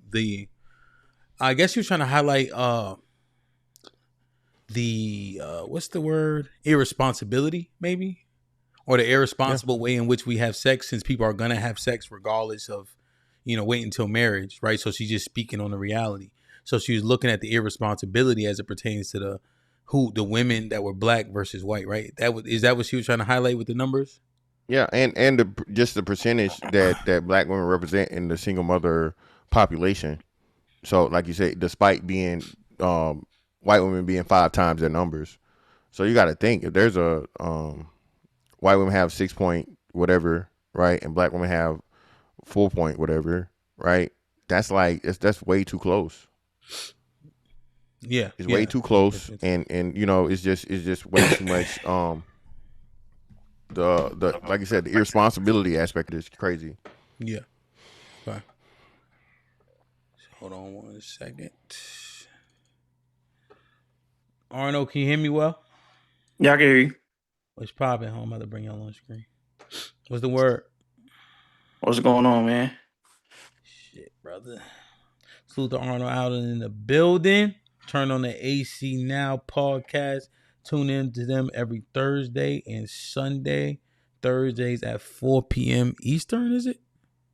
Yeah, 4 p.m. Eastern. Eastern, and Sundays 12 p.m. Eastern. What's the word? What's going on, y'all? What's up, counselor? Pretty good. I guess the pushback is I feel like y'all was like assessing the numbers a little bit incorrectly. It's like it's a per capita stat as far as is a woman with no kids more likely to be married? And the answer is yes. She's 30% more likely to get married than a woman who already has children. How? Based on the numbers. Like, so the women who are getting married, right? The difference between how many of those women are childless and how many of those women are with child, right? The person with a child is 30% less likely to be in that number. I see. And is that across the board, or is that racially, specifically for black people? I looked it up across the board. Okay. But that's what he's saying. So if you look it up across the board, understanding the disparity and the difference, and this includes everybody. That's why I say when we do this, you have to niche it down to our group within our group, because I promise you, there's no way it's going to be a 30% difference when we're upside down. So I think white people, their single mother rate is more negative than positive, right? Or they have far less single moms than they have married moms. You see what I'm saying? Yeah, but I guess our marriage rate, right, for even for the men and the women is upside down, and I'm saying that tracks for there being a lot of single mothers. I think I see what you're saying. You're saying that if there's 10 women without children and 9 of them get married, and you have 100 women with children and 20 of them get married, you still married twice the amount of women that have children than you did that don't. But 90% of the women that don't have children in total got married, whereas only 1/5 of the women that have children got married. That's what you're saying. Yeah, it's a per capita number. It's a power. So it's right. I guess they could shrug it off and say I'm gonna get married anyway, because they gotta marry somebody if they want to get married. So why would I care? But I guess when we just talk about the numbers, it matters. I see. Yeah, that's a pound for pound. If all things being equal. Right. Yeah. I'm not. Yeah. I'm simply saying when you drill it down to black people specifically, I think that they could make the case more substantially. Exactly. Yeah. Your math stands, like you said, because it's literally on the inverse of white people. Yeah. And you're saying volume based, just sheer numbers. Yeah. Well, yeah. Just the ratio, not so volume based, but volume based on the ratio. So single mother to married mother for white people are the way that it should be. They have less single moms than they have married moms, right? So when you jump to black people and it's the inverse to where you have, what did they say? What percentage of black women? 30% of black women were married that had kids, or 30% of women that had kids were married? No, we didn't even say. We just said it was just 27% of black women are married. Period. That's what I'm saying. So yeah. And we know within that 27%. Are going to be some single moms and so on and so forth. So clearly, like I said, with just the numbers being as high as they are, it's highly unlikely that that's going to track because the parameters change. Yeah. And Arnold, I know you heard my equation, but just to restate it, it was simply 65% of black women have kids. And then they have their first kid at 26. And then on average, we get married at 31. So I'm, a large person of that pool that doesn't have kids is also younger than 26, which is way below the average marriage age of 31. That's why I'm thinking it tracks in the way of women with a kid more likely to get married in our community specifically. Yeah. I guess so. Even like when I hear that part of it, yeah, it's still saying that okay, if it was just not an issue, then why are only 25% or 27% married if it's not an issue? No, not saying it's not an issue. It was actually a question that was asked. You asked it. You asked it. So we were just responding to the ask of more likely to be married, but the likelihood is still low regardless. Yeah. Yeah. Or are you saying because there's so many with children, that's what's dragging the overall number now? Are you purporting that the number would raise? That is my hypothesis. That is my hypothesis. Okay. Okay, it's a hypothesis. Okay. Okay, so everything tracks then. So even if Arnold said, okay, that makes sense, the equation that we came up with, he's saying, and that is also the reason why the marriage rate is so low. Because men don't desire that. Making sense. You think that's the main? You saying main reason or a very strong correlated reason? I'm saying it's baked in. It's too many things that we've been told that don't matter. Niggas don't care. Niggas don't care about that. Niggas is still going, and then you look up and they not going all the way for some reason. Yeah, niggas not buying that at all. Who's gonna buy? So again, now we got to walk down the things, right? So the single mother rate, and then not just that, of the women that have kids, black women are the highest number of women that have kids by multiple men. I think it's of the women that have kids, 60% of those women have kids by multiple men. So so that point, Arnold, I see what you're saying. That definitely plays. I think that definitely plays a role into it as to where a nigga might, be in a lifelong relationship or whatever, But marrying her, hell no, I'm not finna marry a bitch that got 3 baby daddies. The fuck? What I'm doing that for? Mm-hmm. Yeah, but and then they gonna pull the success stories and say, look at her. Yeah, the exceptions. Yeah. God damn. The single mom is bringing down the number because niggas is not fucking with it. Black. Keep telling y'all keep trying to say black men are not marriage minded. Although we know for a fact whether 200,000 more or 300,000 more black married men than black women, even though black women have a 1 million plus surplus of women, right? So the whole narrative is out here to shame black women shame black men and blame us for the actions of black women that are either directly or indirectly causing the low marriage rates. Black women are not marriage minded. And you can say that not just, in the fact of not wanting to get married, but to Arnold's point, and I think this is a new conversation that hasn't been broached yet. Your sexual activity makes you non-marriage minded. If you got 2 plus baby daddies, bitch, you out of there. Can you? Of course, anything is possible, but it's highly unlikely you'll get married if you got more than 2 niggas that's gonna put kids in you. Even 2 for real, depending.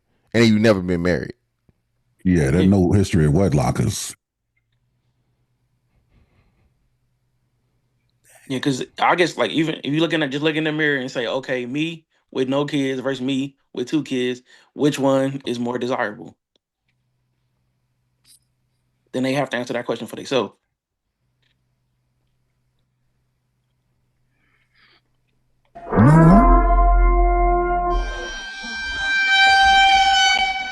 The marriage rate among the people that brought us up was higher, wasn't it? Yeah, a lot higher. A lot, right. So even if the divorce rate was higher, that's inconsequential. The fact of the matter is that would explain Hamp's point also by saying that we were raised that this kind of thing really doesn't matter as much as it does today.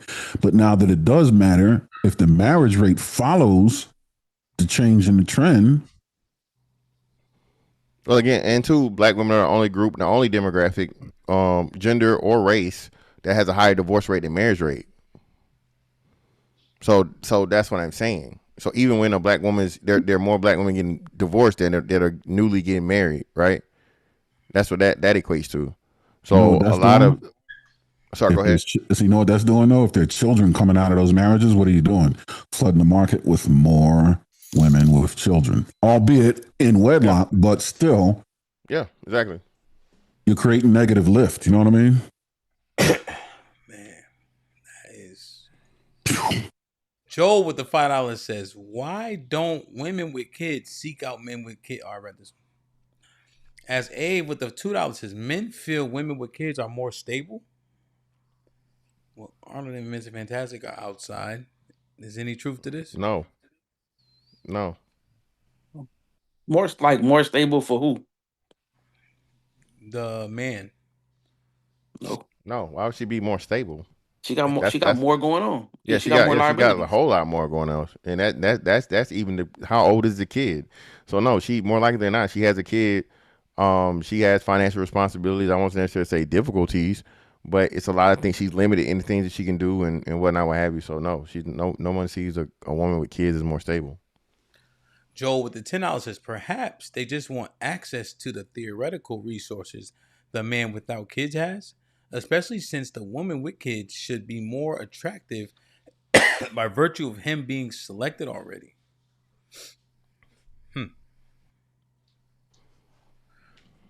As Abe with, you can go now or like around 1. Yeah. As Abe with the $10 says, "Since y'all using black versus white, you must consider what I'm saying. Women are chosen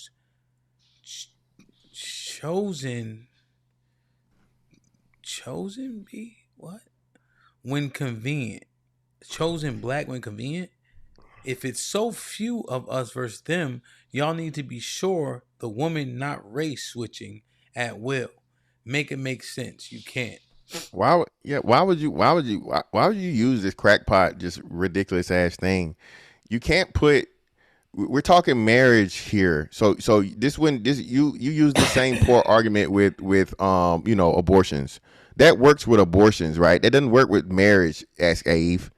You can't put white on your damn marriage license, and why would they do that? It would be in the benefit of black women, not the disadvantage. And why would black women put white on their marriage certificate versus black? That don't make sense. What are you talking about? You see how long y'all got to stretch, bro, and how far y'all got to run and reach to make these ridiculous ass like theories? It don't make no sense. 0 sense.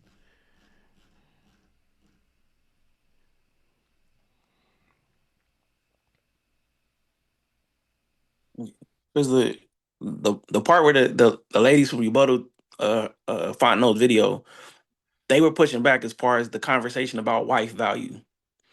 That's not a conversation that they think is valuable. And I guess, and to me, that also tell us about the conversation.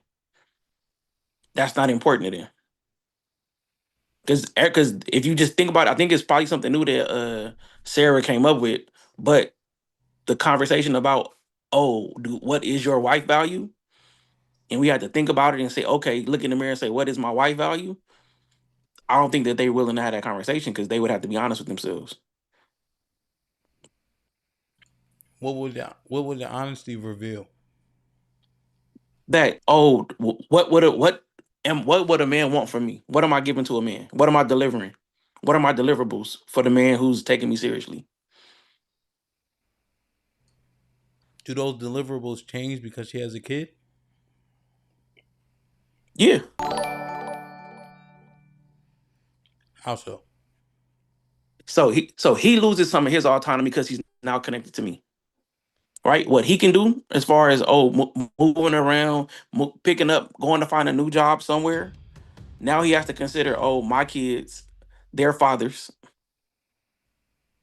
Right? That changes. That man's autonomy changes being connected to a woman with children from another man.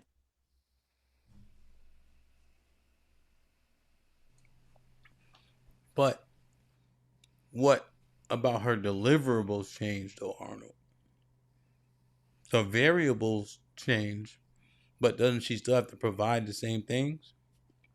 Yeah, I guess the part that's the part about the kid part, as far as the deliverables, is what he's getting. Right, it's like what he's losing or what his output is for them kids. Because in the Carissa clip, she said, "Oh, dating me, you're not dating my kids."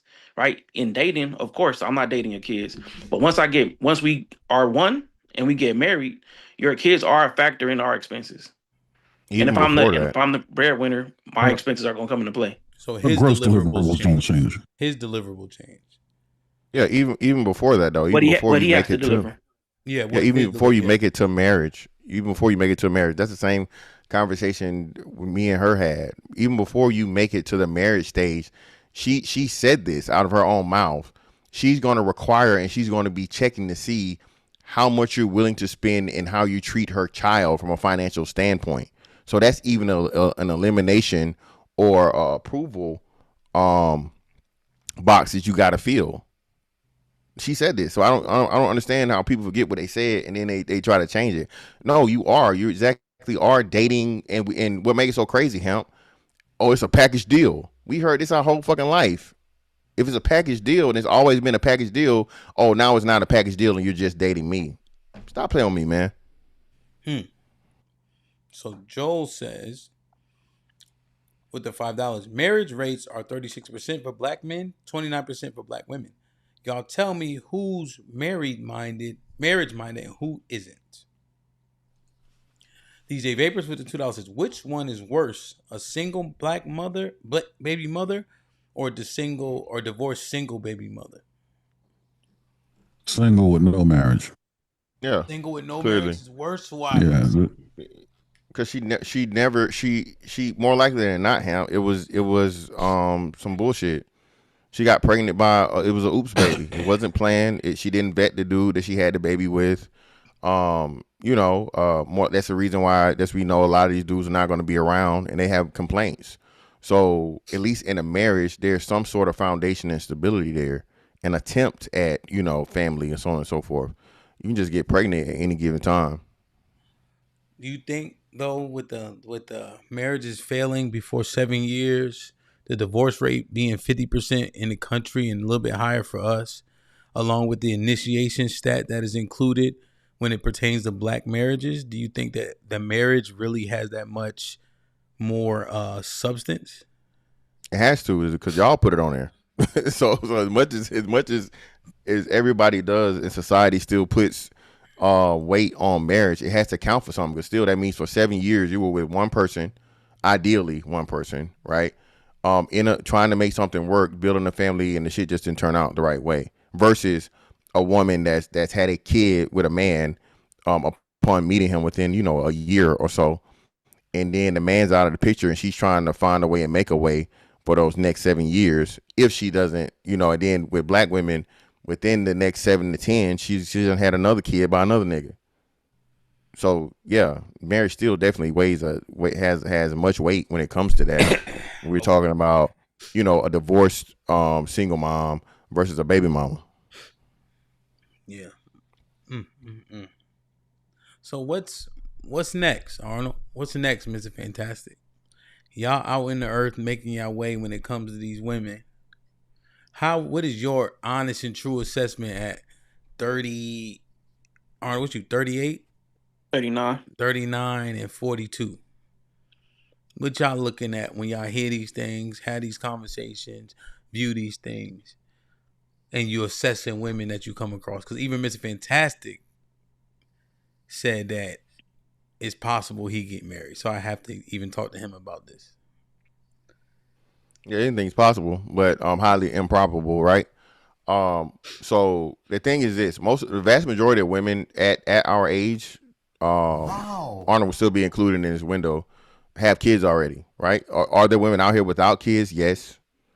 But a lot of those women that are without kids, some of them, they don't want men to have kids, right? Because you gotta think about it. A woman that's made it to 38, 40, and she has the desire to have kids, they're not shamed for wanting their first child to be with a man, together. Both her and her husband, both her and the man that she's having the kid with, to be their first. So that's a lot of the things that you see on the opposite end. But yeah, man, it's a lot of single moms out here that are trying to figure shit out because, like I said, the marriage rates are so low. Most never married. If they were married, they're divorced, and that's what you're dealing with in the majority of the pool at this age bracket. Okay. Arnold. Yeah, if yo, because like the women with no kids, like between 35 and 40, I think it's about what 40 to 30% of black women don't have children in that age range. And if that's where you're shooting at, you're gonna have to be a 60 to 70% man on the percentile as far as what you bring into the table. Can't Right. be. So Ain't no you way, gonna Arnold. have They can't be. If 80% of men got kids at 40, definitely 35. I'm more saying women. 35 after 40. That's what I'm telling you. The 80% of men have kids at 40, so the women have to be the same or more. I think 35 is the number. I'm almost sure that I got this number fried in my head. The 40 to 30% of black women don't have children by 35. You muted. No, I'm looking at it. So I'm gonna share my screen, right? So maybe 35, maybe, but I'm saying at 40. So I'm speaking for my bracket, right? Okay. So by 40, which would include, we won't say 35, but by 40, 85 to 87% of black women have given birth by their early 40s, meaning that only 13 to 15% are childless by 40, bro. Yeah. And so the numbers that I'm using still match that you're gonna have to be in that percentile to get a woman with no kids. You're gonna have to be an elite man to pick from the 15% of women with no kids at that age. What age? He's saying 40. 40 the number where he said 80% have kids. 8 for men. So for the men, it was 80. So I know the women would have had to be higher. So it says for black women at 40, approximately 85 to 87% of black women have given birth by their early 40s. Yeah. It has to be higher than the men. So that's what I'm saying. So it's extremely rare and difficult. Like you said, that's less than 15% or less of women. You know what I'm saying? That you're gonna come by. So out of 100 women, only 15 of them are gonna be not have kids at 40. So it's almost just a given and an expectation. And you also can go down age. What do you mean? If you get to 30, 35, 33, 34, the number's going to go up on how many women don't have kids. Yeah, and Arnold, you were right. So it said it's 61% at 35. So at 35, 61% of black women have kids. But at 40, that shit jumped to damn near 90, which is crazy. Yeah. So a lot of kids are being had. A lot of kids are being had in those last 5 years, bro. And HAMP, I think that's what's not being. Go ahead, my bad. The crazy number about that. So like the women have, end up having a kid, and then the dudes all had kids, by that 40. That mean, you sharing somebody baby mama, you sharing somebody baby daddy at that age. We doing a do-si-do between 35 and 40.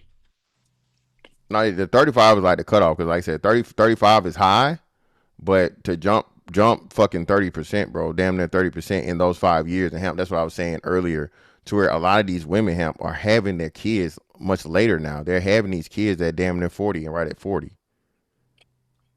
which is crazy. Y'all got the ESPN app on your phone? I'm sorry to do this.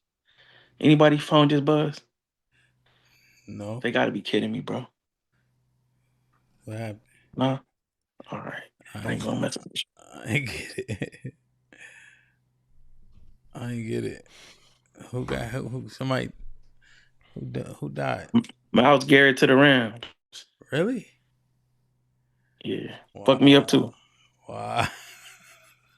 Yo. Damn, who they get back? How they do that? I don't got nothing. That's crazy. Damn. Somebody in trouble, boy. God damn, son. Gurley. Damn, boy. That's huge. I wonder who they gave up. So what do the women do, man? If they got a kid, which is the likelihood that they do at our big ages of people who seemingly should be taking things more serious, let's say from 31 on up, and they have a kid, how do we get over this hurdle, man? She said their wife value dropped. How do we get over this hurdle? Yeah, your default is to cooperate with a man. What does that mean though? We heard that before. How do you? So right now the default is for them to prove to you that they got as good of a program as you do. All right, you want to be heard, hear them out, and they could prove to you that what they thinking is the right way to go. If you switch the default to, okay, I'm looking for a man whose program I can get on, and I'm willing to cooperate with that man, if that's the default, right, for all the women, that's going to increase your wife value.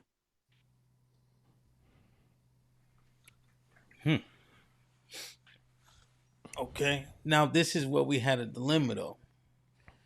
Right? So I get the whole plan thing. So cooperation, does she have to be more gracious? She has to give credence to the situation that man is choosing to be in. Yeah, that's not gonna happen, and that's the thing that's the thing, right? Especially if he has kids himself, right? So what happens in this situation is black women still feel like they're the prize and like they're doing a man a favor at any point in time to where they accept their proposal, right? As to why they always use I've been engaged, I've been proposed to however many times. Black women doesn't see the decline and the decreasing in value. That's the crazy part about that clip, HAMP. Black women literally don't think that they ever decline in the sexual marketplace or in the marriage marketplace or whatever. They literally don't think they do, regardless of anything.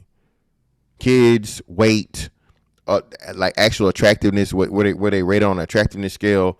Black women literally don't think that any of that ever changes for them. Real shit. Yeah, and then we also got to say, because we done had this conversation before, and that's niggas' fault. Which I don't buy that though. I don't buy that, Arnold. But a woman understands. A woman uses the excuse of sexual gratification or sexual validation. No, just because a nigga put dick in you don't mean a nigga wants to deal with you seriously. No, we got to stop doing that. No, women understand that totally. Among a demographic where attention is currency, I'm not so sure. What? Now, Aaron.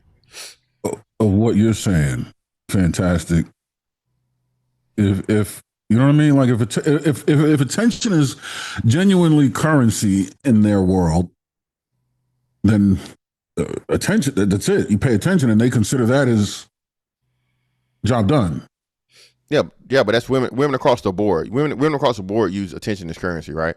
Precisely. So, but confusing that with actual desire and willingness to build something is delusional. And I know they know that because they complain about men wasting their time, men being emotionally unavailable, and them talking about men only wanting sex. So they can't. They literally don't get to play both sides of the fence on that area. No, we don't. We can't let them say, "Oh, just." But that's what I'm saying. They are lying to themselves and nobody else. Yeah, but you can tell me. Go ahead, my bad. No, go ahead. Nah, she can tell me all day that niggas want me. She can tell me that, and I'm just gonna laugh in her face. Like, yeah, nigga. Now finish the sentence. Niggas want to put dick in you. They want to have sex with you. They don't want to take you serious. Hence why you're out here jumping from man to man to man to man to man and never getting anything serious. You get dick. That's it.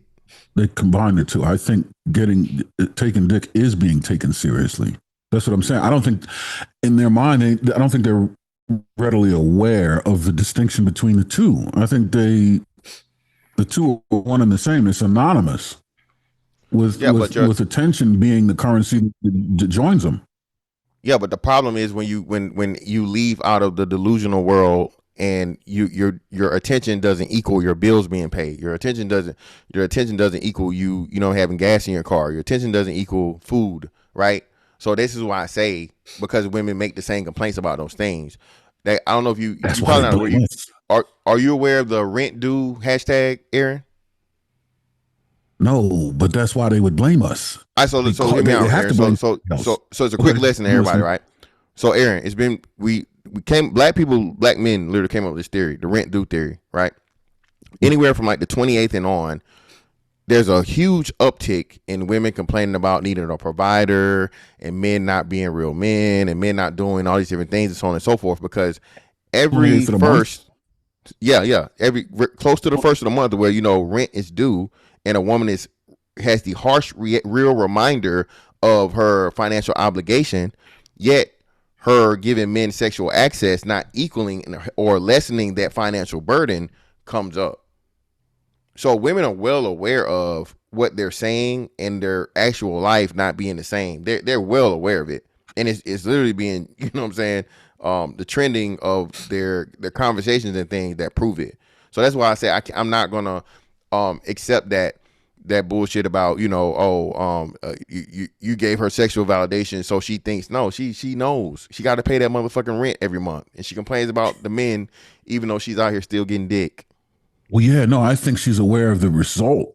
I think she's aware of the fallout, right? Because she has to live it between the 28th and the 5th. She has to face it, but I don't think she still can assign the responsibility for that in the right place. And I think that's why they blame us, because they still believe everything they did up until that point is successful, and any failure after that can't possibly be mine because I did my job already.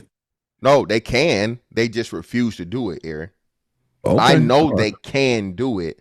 They refuse to do it because now society has a thing set up, and we're still in this veil of very little that's left of it, as to where men aren't being men aren't real men anymore. Men aren't like, you know, Paw and great granddaddy and shit or whatever, la la la. You get to use that shit now. But as more men start to wake up, Aaron, and more men are waking up every day, right? More and more men are becoming aware of this shit. And it's being like, no, bitch, you chose this, right? You chose to make the sexual decisions that you made in your life early on. Women's, all of their value is front loaded. You wasted your value. So now you're expecting the men that's had to earn and build our value on the back end. I am not rescuing a fucking perpetual baby mama at 40. I'm not doing it. I mean, I can get that pussy. I thank you. I'll definitely accept some of that. I'll get that top and bottom lip. But taking you on as a serious relationship, no, I'm not doing that shit. Yeah, no, we understand that. But what you're saying is they're aware of both the cause and the effect. They just choose to ignore one and exactly recognize and highlight the other. Yeah, and want sympathy for a poor decision they made. Yes, ignoring one misplaces the other because they ignore the cause. Now you're misjudging the effect because you ignore the cause. That's what you're telling me. But they're cognitively aware of both. Exactly. Yes. Okay. Yeah, the delusional thing is out the window. That's a scapegoat. People are making decisions, right? And they know exactly what they're doing. They know when they know when they've been being used for sex. They know it's just sex. When they want more, that's when things start to get, you know what I mean? Kind of discombobulated. But make no mistake, right? Vagina is used too often to try to turn a man in their favor, and that shit doesn't work. If he don't like you, he don't like you. It's very seldomly that his reason for you being in his life is going to change. That's a point. Now I get if they weren't aware, like I'm saying, why would they weaponize? They weaponize the trim because they're aware. Okay, all right, I can see. I got you. And Aaron, furthermore, the men that they desire, it is the one they're lying to about it mattering to the most. If you know that he meets all of these metrics and these things, right? What makes you think that your one vagina, when he has access to a plethora, is going to, you know what I'm saying? It's going to be the thing that tips the scale. It makes no sense. Yeah. Okay. Oh, man. And then weaponize that thing anyway. All right. Okay. It makes sense now. I concede. So let me read these super chats and let me show you guys this clip. Joe with the 10 ounces. Dave Ramsey told a woman to break up with her boyfriend because he made $250,000 and wouldn't marry her until she paid off $90,000 in debt. Picture a finance dude telling a man to essentially take on more debt. I think I saw this. Yeah, I actually did a clip on that. I did a literal clip on that. Okay. This Dave Ramsey, a fucking financial advisor and real estate mogul, told this girl to divorce her boyfriend because he made $250,000 a year, and he was like, hey, he didn't say he was gonna leave her alone or whatever, but he said, hey, we'll get married once you get the debt down. And Dave Ramsey said this shit on one of his live calls, man. This is the simplification of America, Hemp. This is what keeps women in this fucking on this perpetual hamster wheel, to where you have men that would never. Dave Ramsey wouldn't do this, and Dave Ramsey and building up Dave Ramsey, and Dave Ramsey would never have his son do that. You know what I'm saying? He's drawing a business. Exactly. Develop a client. He wants her in financial perils. That don't make no sense to me. Hold on, Ma, I got you. So, all right, let me play this. So I want this question to get answered. It's right along with what we're talking about in terms of when she going into the relationship. What does her mindset need to be?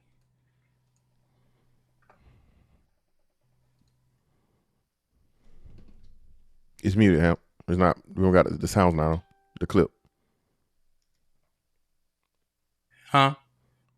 The sound's not on the clip. You can't hear it? Yeah, no, you gotta. I'm pretty sure it's the little microphone is probably off on the bottom. Or the Instagram clip. I got you. 1 second. Let me bring mine here.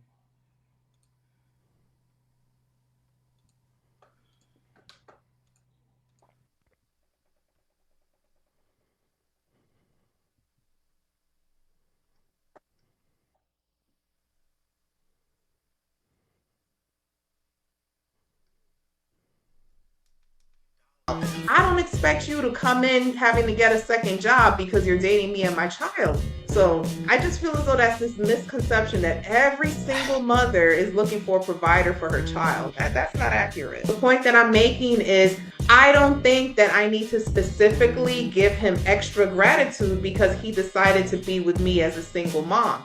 I don't think I should have to do anything extra for that. I'm going to love and appreciate him the way I would love and appreciate any other man that walked into my life. There shouldn't be anything separate for him. Yeah, I don't. If he spent no resources on your child, right, and he just solely resided on you, didn't do anything extra in that sense, you cool with that too. So if you acknowledge that there's baggage and you should be grateful, like if we're talking about a single mom or anything like that, baggage, you should be grateful and things of that nature. Nobody said that you should. I don't, myself nor Caressa is saying that you should not be grateful. Like you don't show gratitude because this person chose you. The linchpin that Caressa was speaking on and that I identified was the fact that you deserve extra, and if there's an instance of extra, that means that the other person is doing less. You said something that you're not going to do anything extra, but it's like if I'm doing all of this extra stuff because it's an extra person, it's like, why wouldn't you try to do something a little extra to like even it out? So the key piece when I was asking Arnold too was, they were saying that the person who has baggage, the baggage being the child, you bringing an entire extra person into that man's life, that woman needs to be more gracious and show more gratitude and more love than a woman would normally have to do because she doesn't have that kid, that extra mouth to feed. Is that true? Yeah. And if so, what does the extra look like? I think the confusion on that panel, in that conversation, is I don't think Caressa understands what the baseline is for all women as far as how much they show appreciation to the men. So she's saying that she's at the baseline for all the women. No, they're not saying that all women are appreciated. They're just like, this is what's normal for appreciation, the appreciation level. She said, I'm there. I'm doing everything every other woman is doing in every other relationship, but not realizing that baseline is low for the appreciation that women are showing the men. Right? They're like, hey, because the single women are just showing up and men are just happy to be there. it's not the same because it's not just you that I'm dealing with. It's different. So the baseline is no longer sufficient. Yeah. Yeah. Go ahead. My bad, go ahead. No, you got it. No. That's what I was saying. Personalizing it messes everything up, and then even in that, HAMP, she's not being honest. She's not being honest. Of course, if you're dating the man, more likely than not, what is she dating for, HAMP? Potential for actual relationship, right? Yes. So yeah, you can say it's easy to say, I don't expect you to get a second job, for my kid or whatever, to be to provide for my kid and so on and so forth, and we're in a dating stage. Okay, so it progresses, right? And now you guys are more serious. What do you expect now? He's going to have to make more money because it's not just, taking you out on dates and things anymore. It's you guys cohabitating and you now, doing more full family oriented things, versus just you and her. And then not to mention if you got your kid, right? Mm-hmm. So of course, if you add in a whole nother person now that you're not in a dating stage for, but you're in a full blown relationship and you're expected to provide for this woman, paying rent, paying bills, doing all these different things, so on and so forth, because you're committed to her. Yes, you're gonna have to have an increase in income because it's not just you. And if you have your own kid anymore, now it's you, your kid, the woman that you're involved with, and her kid. So she's not being honest. Aaron, anything on that clip? Yeah, simply one or two things. She's either completely out of her tree or she just blatantly is disregarding the idea of the cost to benefit ratio. And then a man has to assess that. And then she's on the hook for kind of understanding that and doing what she has to do to make sure the benefit matches the cost, or at least is, so that it benefits him. But I don't think, I think that's the case. I don't think she's really that far out of her tree to not understand that. Bobby Seale with the $5 says, damn, HAMP, the Rams retire your twin brother, Aaron Donald, and still end up with Myles Garrett. Some teams have all the luck. Jesus Christ, man. If it's one $5 super chat I could do without, huh? Joel with the $10 says, Dave Ramsey told a woman to break up. Did I read this one? I didn't read it, right? Did I read it? I did read it. Yeah. Mrs. Vontae with the $2 says, is this conversation based on the average man? Yeah, I think so. Why are we talking like big money or something? Mrs. Vontae, say more. What made it seem like we were based on, I guess, above average or high earners? Is that what it sounded like? Say more. Because Fantastic, the guy who built himself up, to a certain point, wouldn't be willing to go with the baby mama. Yeah, bro. Again, or like I say, he had it's going to be on his terms. So the dude that if the guy that has never had a kid, yeah, he'll be a fucking fool to choose a baby mama. I think we all agree with that, right? If you're a man that made it to 40s or your late 30s, you don't have a kid, choosing a woman that's already fucking had a kid, bro, or kids is diabolical. It just makes no sense. How you doing today, fellas? Yo, what up? Let me read these. What's going on? You can hear me? I'm sorry, my apologies. No, you good. I was saying good morning, and then let me read these three, and then you got the floor.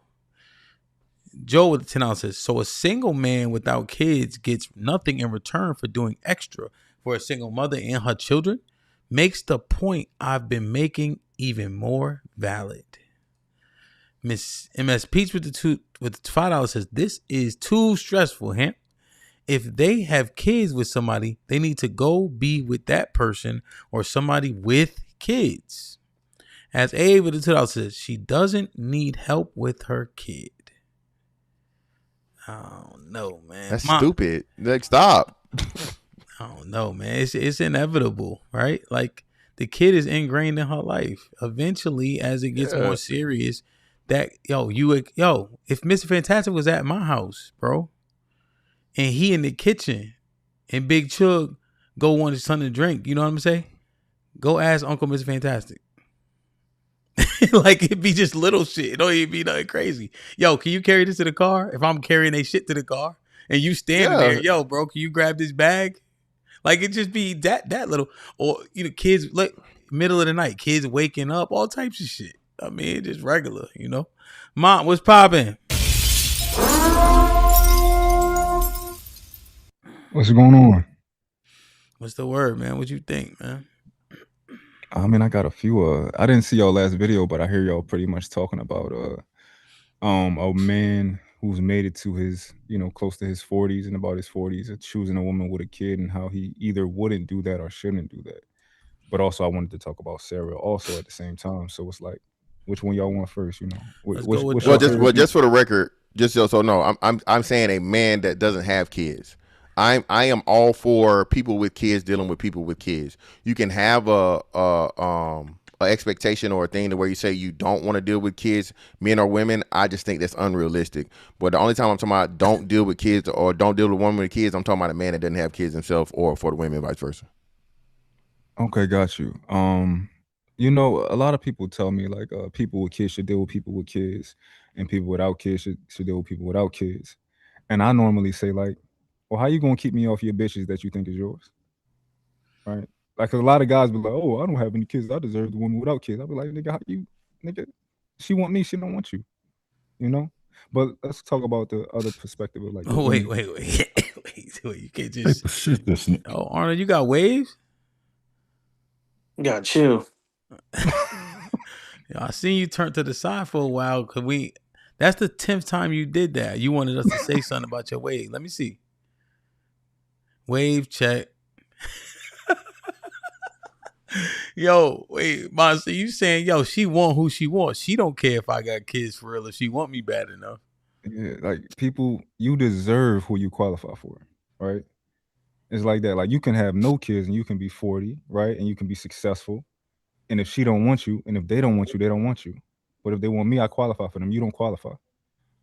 That's pretty much what I'm saying. Like, I can say like, yo, based on the way that I add things up, it says that I'm the better man than you. Yeah, right? You go. Yeah, that was said as well.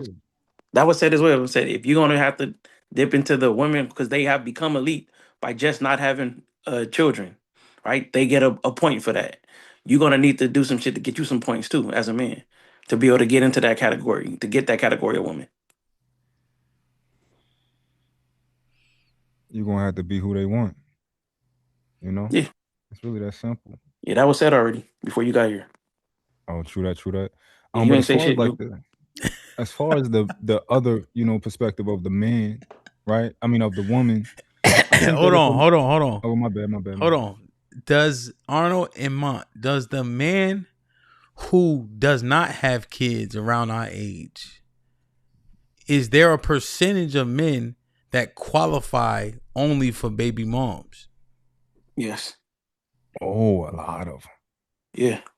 Absolutely. Even when he don't got no kids. Oh, a lot of them is crazy. No kids. Oh my God. Yes, is the answer. And Mont said a whole lot of them. Is that what he did? That's crazy. A whole lot of them is that talking like, but he ain't lying. To the lambs. He said a whole lot.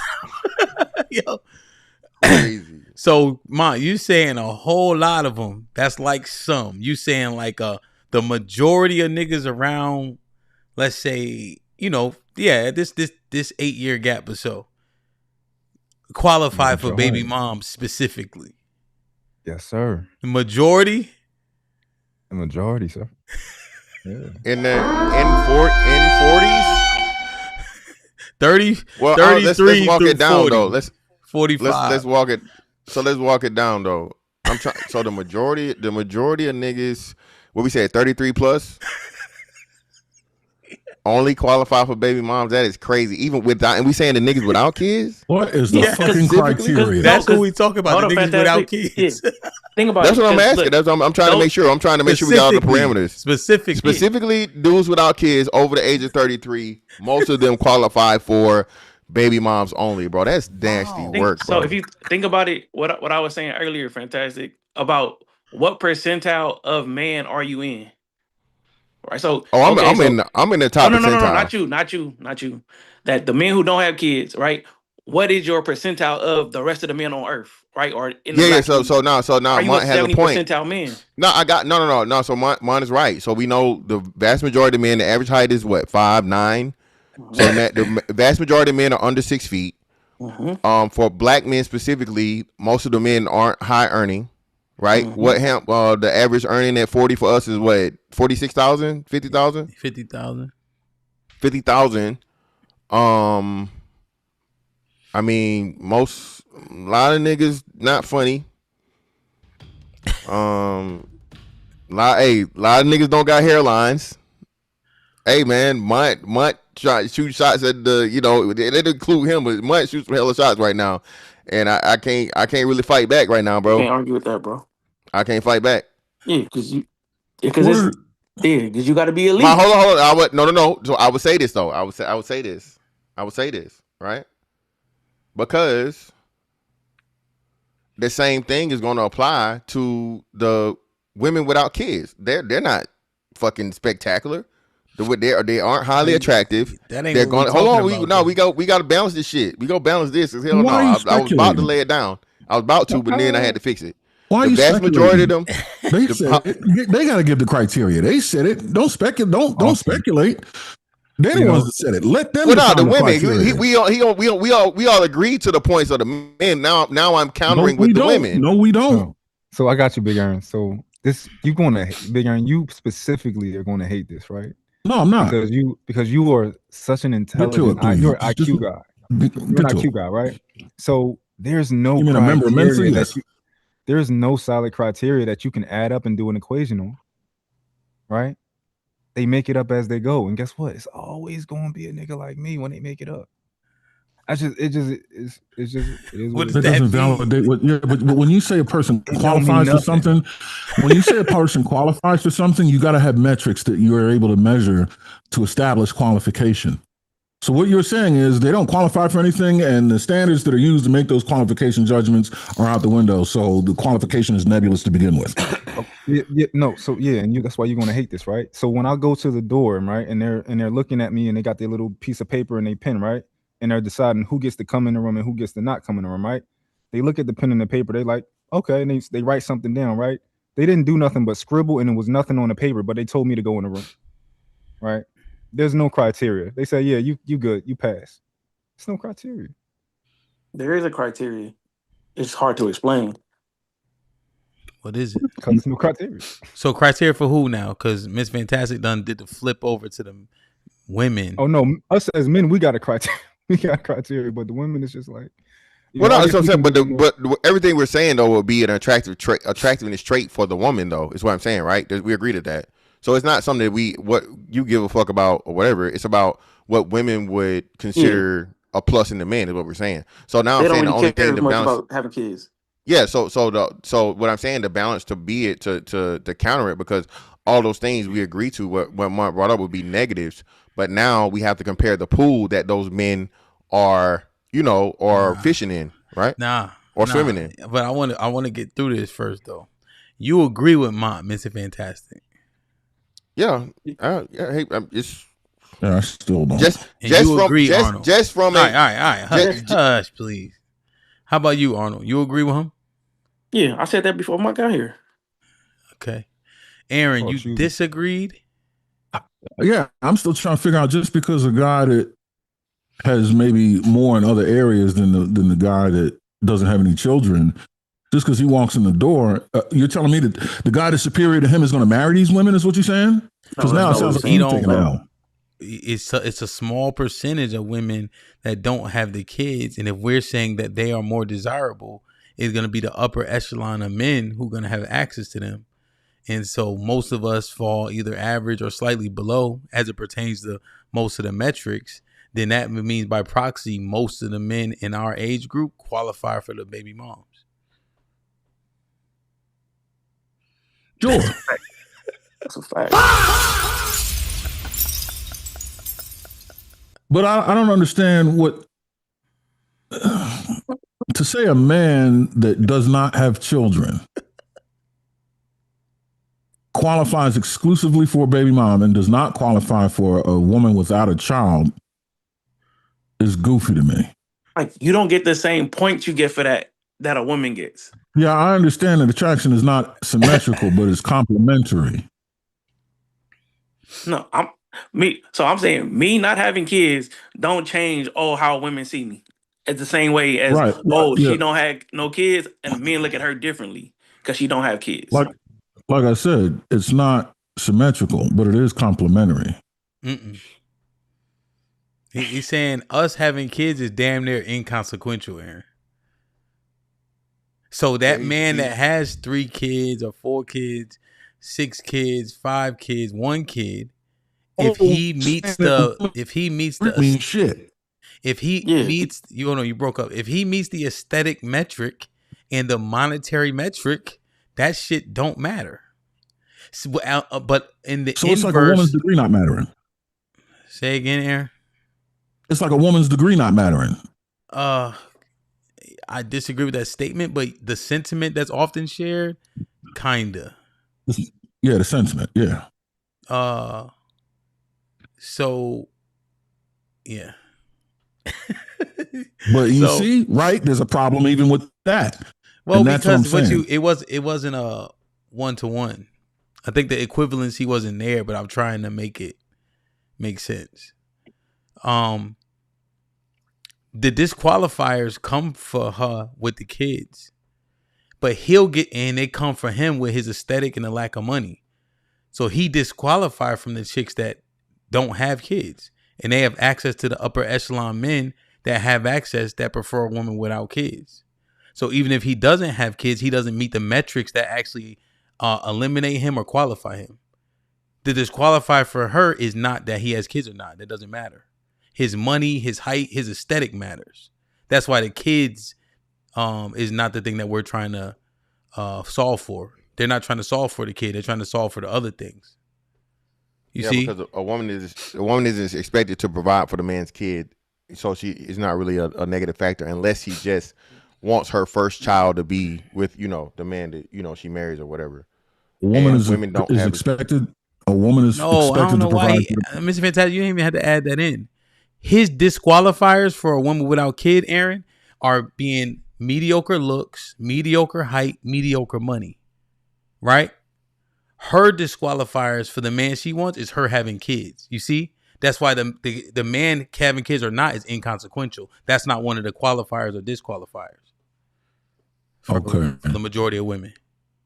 Also, in addition, it can actually be a plus because women tend to look at a man's history. They tend to look at how a man behaves and all this type of stuff to see if they actually like a man. So, for example, a lot of women will see a man with his kids being a good father, and that will turn them on. Yeah.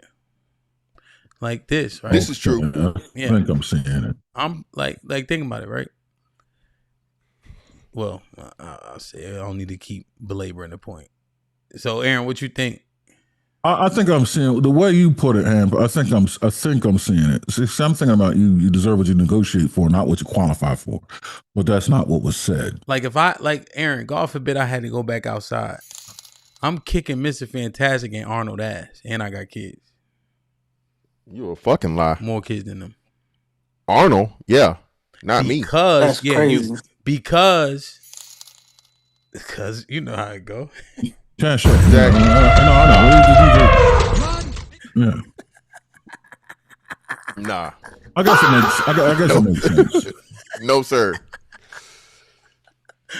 I guess it makes sense. He said, "Well, Arnold." That's fucked up, right? We internationally stamped over here, brother. We internationally stamped over here, brother. Nah, trust me, bro. Oh man.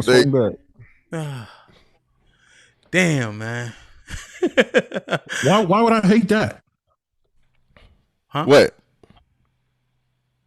No, why would I hate it? I don't know. Oh no, I hate this. What? Oh, early on when I was talking about the women. Yeah, we said earlier. Yeah. I don't know. He didn't explain. All right, let me read these and then you could go into it. Okay. Joel with the 10 says, in what world does the person providing the assistance, man without kids, need to qualify for the person receiving assistance, women with kids? Even food stamp doesn't work that way. LOL. Now that is a fucking interesting world, bro. Joel on one today. The person who need the assistance making the rules is crazy. Yeah. Matreon with the $10 says, women have disqualified men that don't have kids after a certain age because they don't think he was pre-select by other women. Be streaming with the $5 says, take more than not having kids to be a top woman. 60% obesity rate, 20% overweight. What is she ugly What is she? Oogly, bad attitude, etc. Am I wrong again? You can respond to that in just a second. Joe with the $10 says, the number of dudes out here with multiple kids by multiple women and the mere existence of the T-app shows me that being a single man with kids ain't nearly the deal breaker folks are saying it is. Yeah, that's what he was kind of minding through. So he probably... That's what you were saying, yeah. Mm-hmm. Naked with the $5 says, they would say those men don't qualify for any woman. Moot point. Damn. As Abe with the $5 says, age of kid matters. No? Yeah, I mean. Yeah, age of kids definitely matters. It's just there's a stress point, though, when all ages of kids, right? So it's always going to add a stressor to a relationship. All right, Ma and Aaron, what y'all was saying? Early on, I know that Aaron's the type, well, from what I notice of Aaron, I think that he's the type of guy that likes to be able to, pinpoint something, get data points and create a calculation. And I was just saying, as far as the women and what they choose, you can't always do that, right? Sometimes it comes down to stuff like chemistry and things like that. You know? Yeah, no, HAMP definitely provided the calculus, the variables to be able to do the calculus correctly. So, Ma, what were you saying regarding the initial topic with Sarah? Oh yeah. When it comes to communication, I think a lot of people, so I use communication as a tool because I want somebody to hear what I'm saying and potentially apply it. I think a lot of other people use communication to make themselves feel better. Like, I'm upset or I feel a certain way, so I'm going to say this to you however I want to say it to you because it made me feel good to get it out. However, I wasted everybody's time because you're not going to use it, right? Mm-hmm. So when I think about communication, I think about how can I communicate to you so that you can take this and actually apply it and you can hear it. And I think when Sarah was speaking, nobody hearing that. All she did was create enemies. All she did was create girls that's going to be like, fuck her. And they're going to try to come at her record. Girl, you've been engaged 5 times, or you got this little fake fairy tale 10-day engagement or whatever. I think she opens up the door for that versus actually helping people. Yeah. So the people that need to hear it won't hear it. It resonated to the men, to your point, Mont, because the men been saying it and they're like, yeah, see, we told you. But they still getting the same negative reply, essentially, i.e. from the video I played. Yeah, but the problem, or I guess like the question I have for Mont was, how does she say it? How does she say it and it's acceptable? And that's the point that I'm making and we're making. Men have been saying it in logical, statistical, and just, common sense approach to these things. Sarah did it as a woman and did the same thing. And she even conceded to the point of where, hey, have sex, just have sex responsibly. There's no way to win a group of people that you can say it to. And Mont, you literally, as much as you say this, now when did you try and do this in real time as to where no matter how you deliver it, the person refuses to accept it on the other side. So when you understand the premise of, or just the concept and the reality that there are going to be some people that no matter how you communicate it to them, they're not going to accept it and they're not going to apply it because they're doing exactly what you're talking about. They're purposely not listening. They purposely are not in receiving mode, and they just want to combat whatever's being said because it either points out a flaw that they have committed themselves and applies to them. What do you call it? HAMP, inclusiveness or whatever. As to where because you're included in it, you projection something. You had this whole show about it, I forget. Like whatever the term is, right? Okay. Yeah. So confirmation bias or implication. Implication. Yeah, implication. There we go. Implication. That's what it was. Yeah. Implicated. Because you're implicated and you're in that pool. Now you're automatically defensive, and there's no way, no possible way. And especially with it being proof that we've been saying this now for at least over 10 years. The men have been saying it, and now you have a woman that's finally coming out and saying that's had stature, that has the accolades and has the cachet that she has to say it, and it's still getting the same response. It's letting you know that it's not the message or the messenger; it's the people refusing to simply receive the message across the board. I completely disagree with that. I think that it is how we've been saying it. I think it's how the men have been saying it. I think it's how the women such as her have been saying it, speaking from a position of authority. Oh, I don't have a child by this age, so I did it, right, or, whatever. I think that she's been saying it wrong. So when you make the point of, oh, you've experienced people not listening no matter how you say it, absolutely. But I don't find that to be most people. I find that to be the radical side of people who I can't communicate to. That's the radical side. But most people that I talk to, I was just on a panel the other day, and somebody was like, "Yo, do you think most women like that you talk to actually listen to you when they change certain things?" I said like half of them, and they was like, "Nah, you tripping." And then the 3 girls on the panel was like, "No, I've learned a lot from you, and you made me change this." One girl was like, "Yo, when I told you if my husband went to jail, I would leave him." She said, "When you talked to me about that, I actually changed my perspective, and now I wouldn't leave my husband if he went to jail." Right? So it worked for me, communicating. And the two things that I would say is empathy and love, right? If I don't feel like you had no love for me, I'm not gonna listen to you. And if you can't empathize with me, I'm not gonna listen to you. So if Sarah led with empathy and she made the people feel like, you know what, I got love for you, I think she would have had a different the message would have went over differently. So what's the delivery though? My question would be to I guess like the second part of the question. Yeah. What would be the way to properly deliver the message of stop having kids out of wedlock? Stop just having all these random kids. What would be the proper way to deliver that message? Yeah. Well, I can tell you what's not the proper, what was wrong with what she did. I think her passion and her aggression in which she spoke in her judgmental tone, I think that if she removed that, we can start with that. But no, and then I counter that, and I vehemently disagree and have proof to counter that. And your parents do that all the time. People of authority do that all the time, to where they deliver the message in a not necessarily an aggressive manner, but let's just say stern, right? Or in the tone that they use in order to and that's the passion, right? The passion of disappointment, or the passion and the seriousness of something, to where the vast majority of children that are being had in unhealthy, unstable situations, and then it's starting to pour out and affect the community as a whole.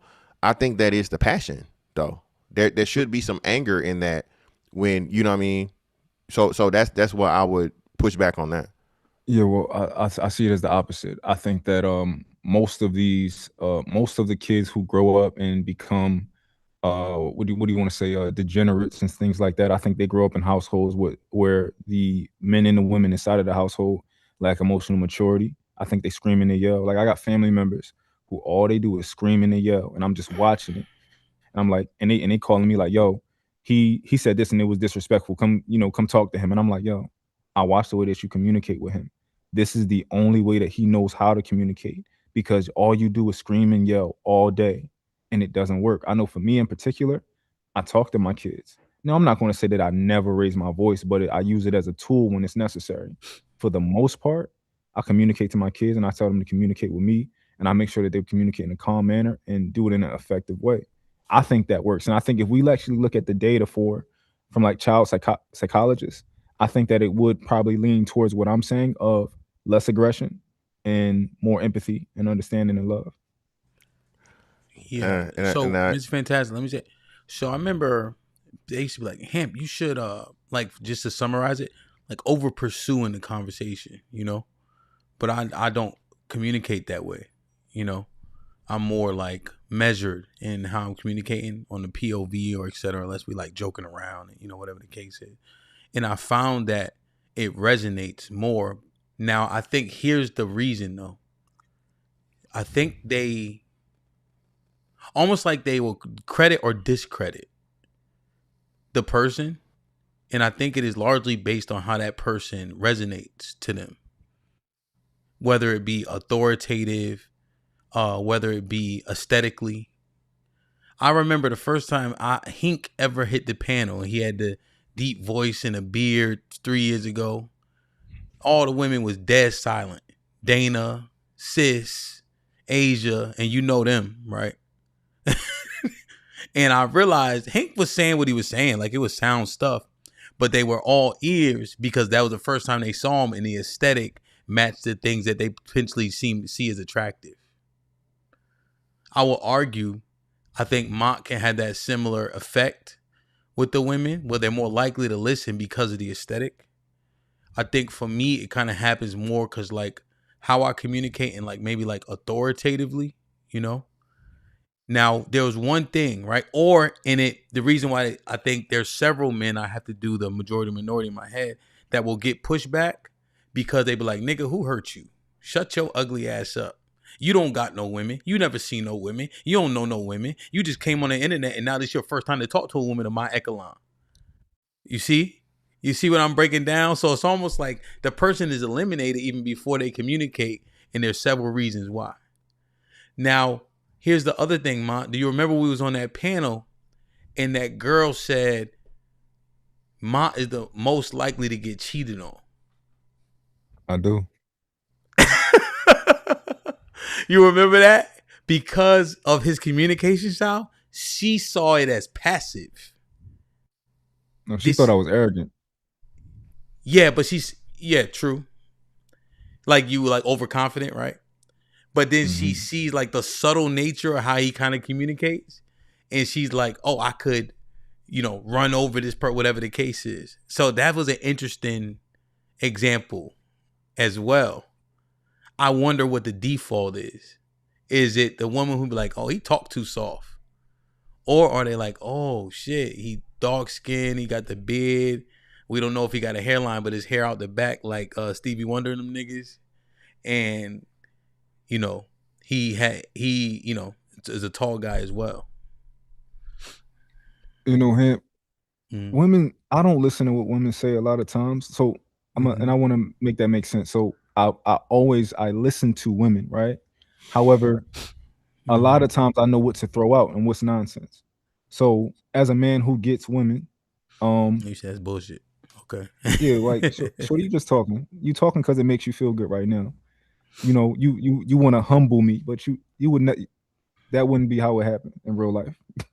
That wouldn't be how it happened in real life. You going to be in the same position that you've always been in with men like me, who you like. No different. But I also want to get pushback on your point of it being the looks that women are listening to, because the ugly niggas, if you say that shit that women want to hear, they're gonna listen to you too. See, right? Can you get the door? Yeah. Ugly. You think so? Yeah, panderers, bro. Anybody can be a panderer, dog. The pandering just increases and it's well taken the better the man looks. I.e., women were highly attracted to Derrick Jackson, right? But then you got other motherfuckers that look like Yada. Yeah, Crash Bandicoot and shit, and they still get the same thing because and like Yada's a good point. Yada's like what 5'2", 110 pounds, and all this shit or whatever. But because he says what women want him to say, right? He gets a pass. Yeah, I think it's the communication style. Were you there for the conversation about bowing? I don't think I was. Bowing? Yeah. All right. So mix that. You're telling me that this woman who's a member of the demographic that has an issue with receiving the message based on how she feels about the style of communication, you want that person to have the emotional discipline to be able to communicate without some kind of catharsis? When she's most likely going to respond negatively to cathartic communication? It seems like that's a contradiction of terms, if you ask me. If they don't have emotional discipline to do one thing, why would they have the emotional discipline to do the other? Especially if they're passionate about it. If there's passionate about it on one side and passionate about it on the other, that passion's going to come through. Either whether they are speaking it or listening, filtering what they're hearing through it. But that passion is always going to be a filter that's there. And it's a two-way filter. I apologize, Aaron. What was the beginning of what you said? You're telling me that this woman who communicated with passion, who communicated as if she's seeking catharsis, as a woman, she's a member of the demographic that take an issue with receiving information delivered in a cathartic manner. They don't have the emotional discipline to cut through the catharsis to receive the message. They don't have the emotional discipline to do that. They don't have the emotional discipline to eliminate the catharsis when they're disseminating a message if they're equally as passionate about it. The passion is going to come with the filter of catharsis, which whether the information is in or outbound, it's going to get filtered through that. Yeah. Real quick, I think fundamentally I should understand what catharsis means before we proceed. So could you explain to me what catharsis is? Seeking emotional recompense. Getting it off your chest, as you say. Gotcha. You're disseminating a message to make you feel better, not necessarily for the message to be received and adhered to. Yeah, but Aaron, I think that's the point. I think what you're saying, and that's my point in it, as to where if one side is just automatically, adverse to or against ever receiving the message, there is no way to deliver it in a acceptable manner. So in that case in point, you have to understand that it isn't the messenger, it's the person receiving the message that wants to continue operating within, the status quo of what they're used to doing, right? They don't want to accept any accountability or responsibility for the choices that they're making. And I think that's definitely the case here, because like I said, everybody has done it. Be it, and we can even go further back, like Shahrazad Ali, and or even other women that were like Iyanla Vanzant, right? Women that have delivered the message from a place of love and from a place of concern and had a softer delivery of it, but yet and still it wasn't listened to because, again, hey, you can't tell me that conflicts with my body, my choice, and sexual liberation. I didn't hear you name a woman that had a soft message so far. And Iyanla Vanzant definitely had a soft message. Yeah, she can be a little bit pungent, but no, yeah, she definitely has a motherly. And Iyanla Vanzant was she held the men and blamed the men accountable. I don't know for how long, bro. And then when she finally talked to the women, it was still in a kind way. It like more motherly and compassionate than what you were saying earlier, I guess being dictative or whatnot, being more authoritative is what you use, I think, right? Her words, so she'll smack a woman with her words, though. Iyanla, she will go upside your head with the mouthpiece, but in a way that like you can't, like it's like grandma going, you can't, she shuts you down. I mean, but even that, Felicia Rashad, when she was talking about women were dressing inappropriate, that slid off her tongue like woven silk. And exactly. She was pretty.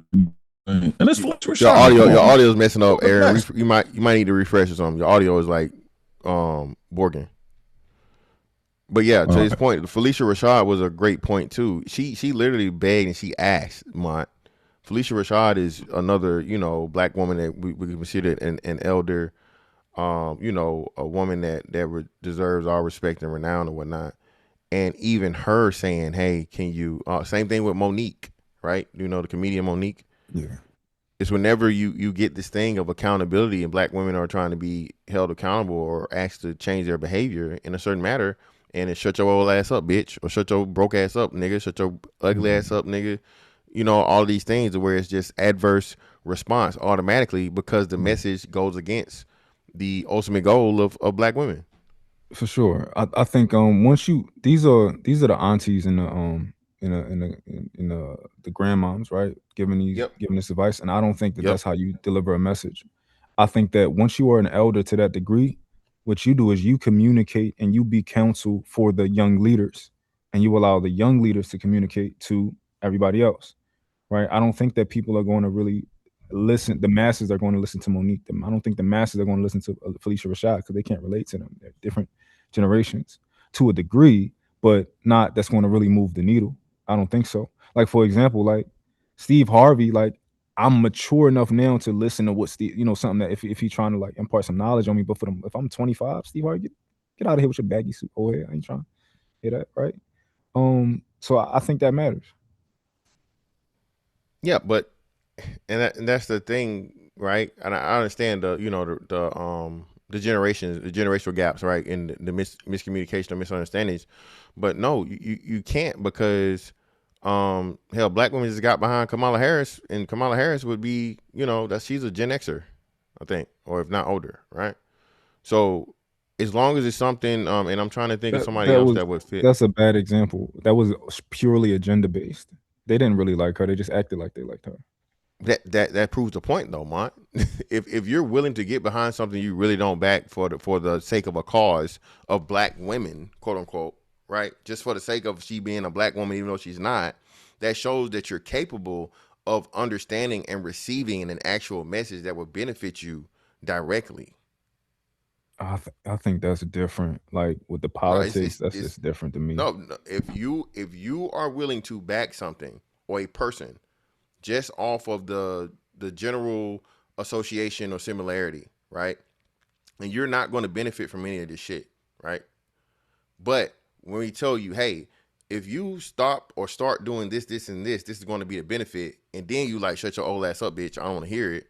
No, it tells me that, again, it is not the message or the messenger. I mean, it's not the messenger. It's simply you disagree with the message, and you're never going to receive the message, especially being that we have a track record and we can see how long it's been being talked about in any and every deliverable way possible, is what I'm saying. There's no way you can tell me that over the last, I think what the single mother thing jumped in the, I want to say mid 2000s, right? Mid to 2010s, right? There's no way you can tell me that in the last 16 to 20 years, 26 years, there hasn't been an acceptable message delivery of this issue and problem. Yeah, I can. That's exactly what I think. I think that ain't nobody delivered the message right. I mean, they might have did it in good faith. However, they not listening. Like, for example, like I think that if I went to pull up to who you think would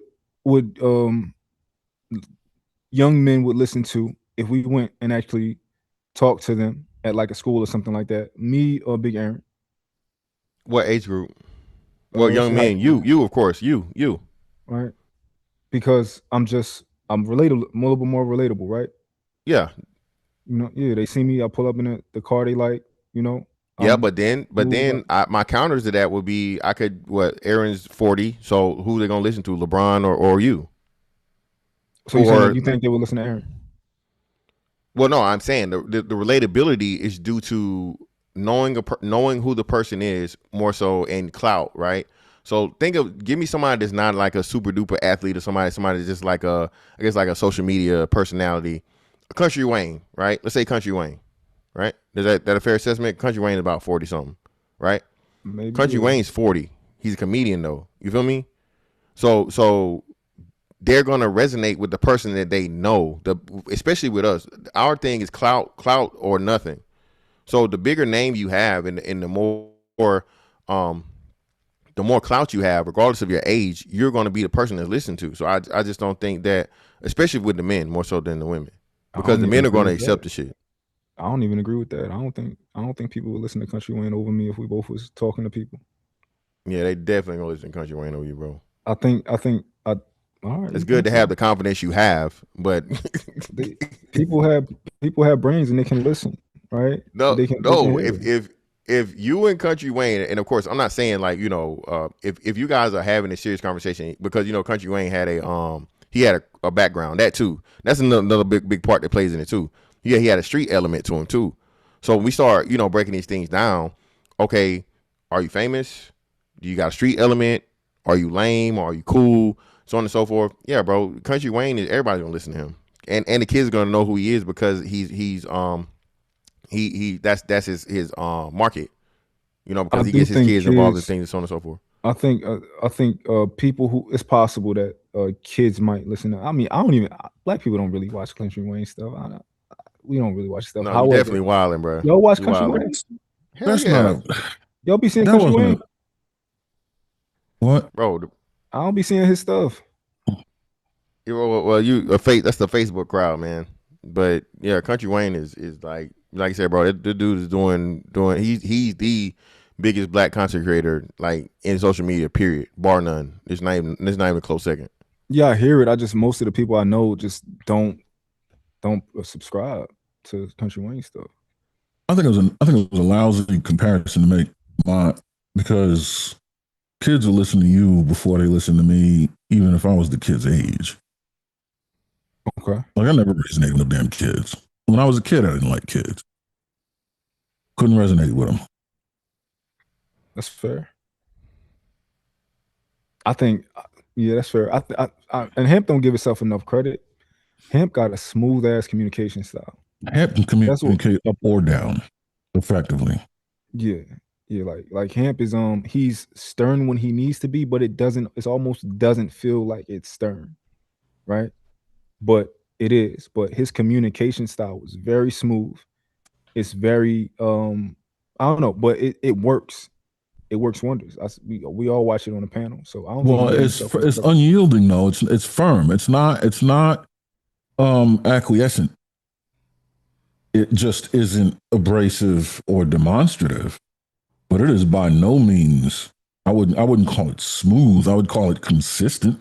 Nah, it's smooth. He got the New York accent. He sound like he cool. Yeah, but you from the Northeast too. Like that's abrasive to most of the country. The New York shit is like the language of a criminal. Like, they don't see that as smooth. We up here with it. You know what I mean? With the snow and all that shit. But nah, the rest of the country, they hear that and they hear Mobb Deep and shit.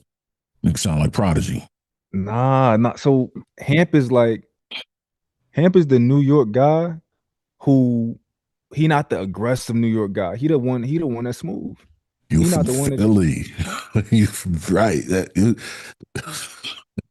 Because it's a New York guy that's gonna be mad aggressive, right? But Hemp is the one that you like, yo, I know that nigga get bitches. I know he get bitches. Just all the, you know. I think he just got it. He's smooth.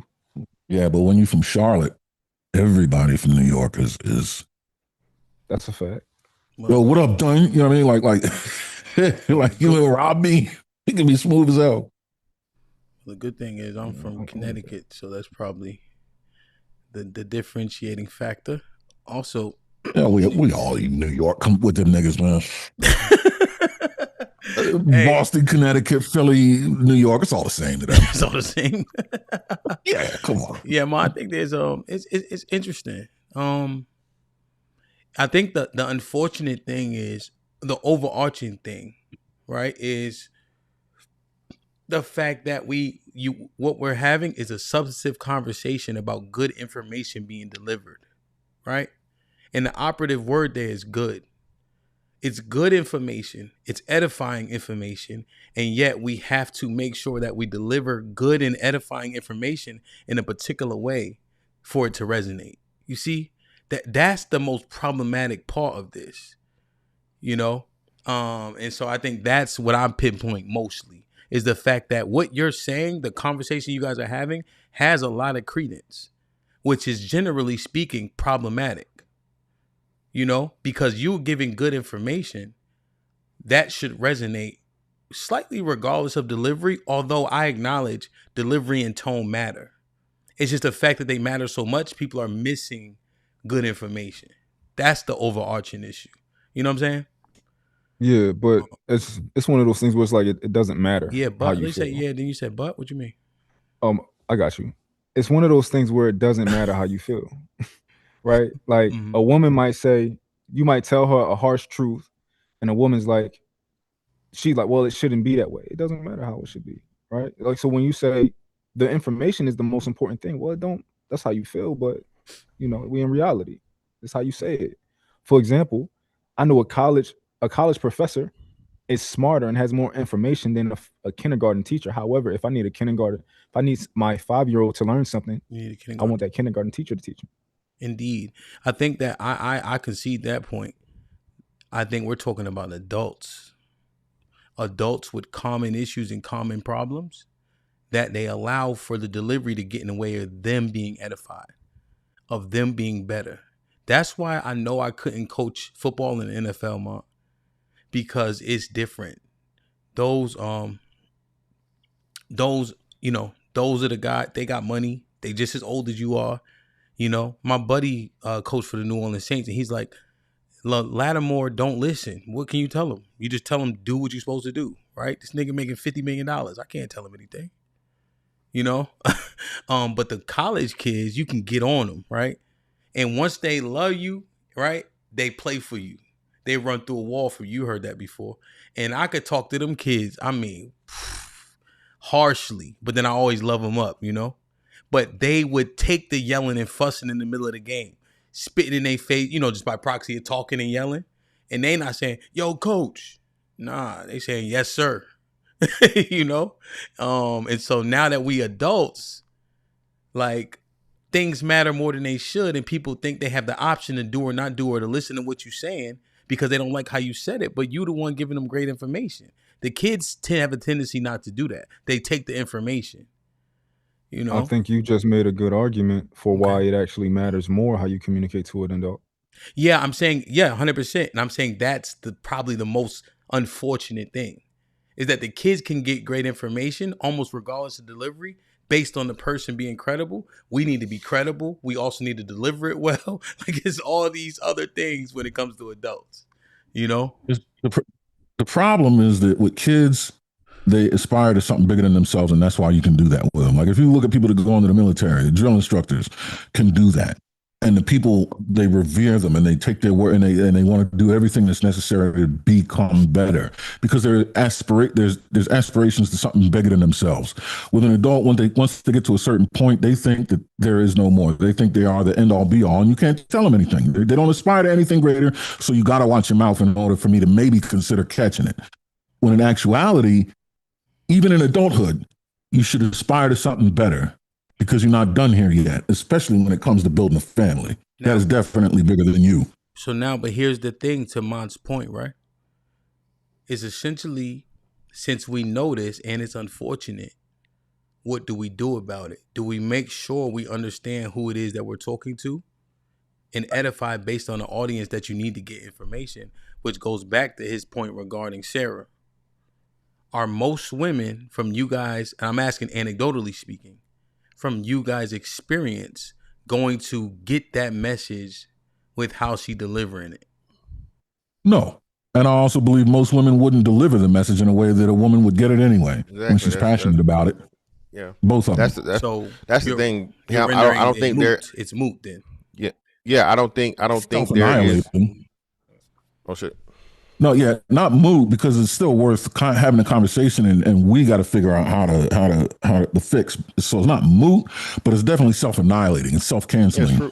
It's like fruitless. It's fruitless. Yeah. Yes, fruitless. It's fruitless. Again, even Mont said it when I asked him, and he say he doesn't have the delivery to do it. And my argument is, yeah, you said that. And I asked you. What'd you ask me? I asked you, how would you deliver the message? Oh, what would no. Oh, you was asking how? I thought you asked how would she deliver the message? How should she have done? Well, my bad. So yeah, I asked what should have been the way that she should have delivered it, and I was asking for you to give the input for what you would write for her or what you would tell her to say, I guess. Yeah, I'm not maybe if I analyze it, I can maybe try to give something, but I'm not really a woman. I know how I would do it, and I think that I could successfully communicate to a lot of women that about that person. Yeah, nah. That's not gonna fly, the beard, the skin. None of that shit's gonna matter, bro. Again, as soon as no matter how smooth you are, my guy, all right, you start saying certain shit, and hey, nigga, get the fuck out of here. That's if bitches can turn down Chris Brown, hey, bro. Y'all gonna watch me work, man. Y'all gonna watch me work. Yeah, let me read these. Trigger Mike with a $5 says, question, can you be considered a mature person if you have brittle ears and need to police tone to hear accept information? Yes, sir, you can. So you said can, Mike, so yes. I think you what would I do with a person though? That I think this person has limitations, right? So they can be a mature person. However, there's going to be 80% of fields they probably couldn't work in, right? They could not work in sales, which is most jobs, if I'm not mistaken, right? Because thinking about being brittle, being able to hear things, customer service would be difficult for this person, right? Because what breaks them, So I would be I would be hesitant on like putting that person in a position where they had to face opposition and such, you know.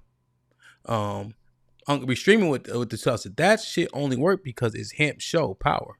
Oh no, that's untrue. So even though I don't like go to a whole bunch of places, when I do go, I have the same effect. So shout out to Lapeef. Shout out to I'm Nothing But the Truth podcast. And Mount was up there with me. Y'all watched it. It's the same. It's the same.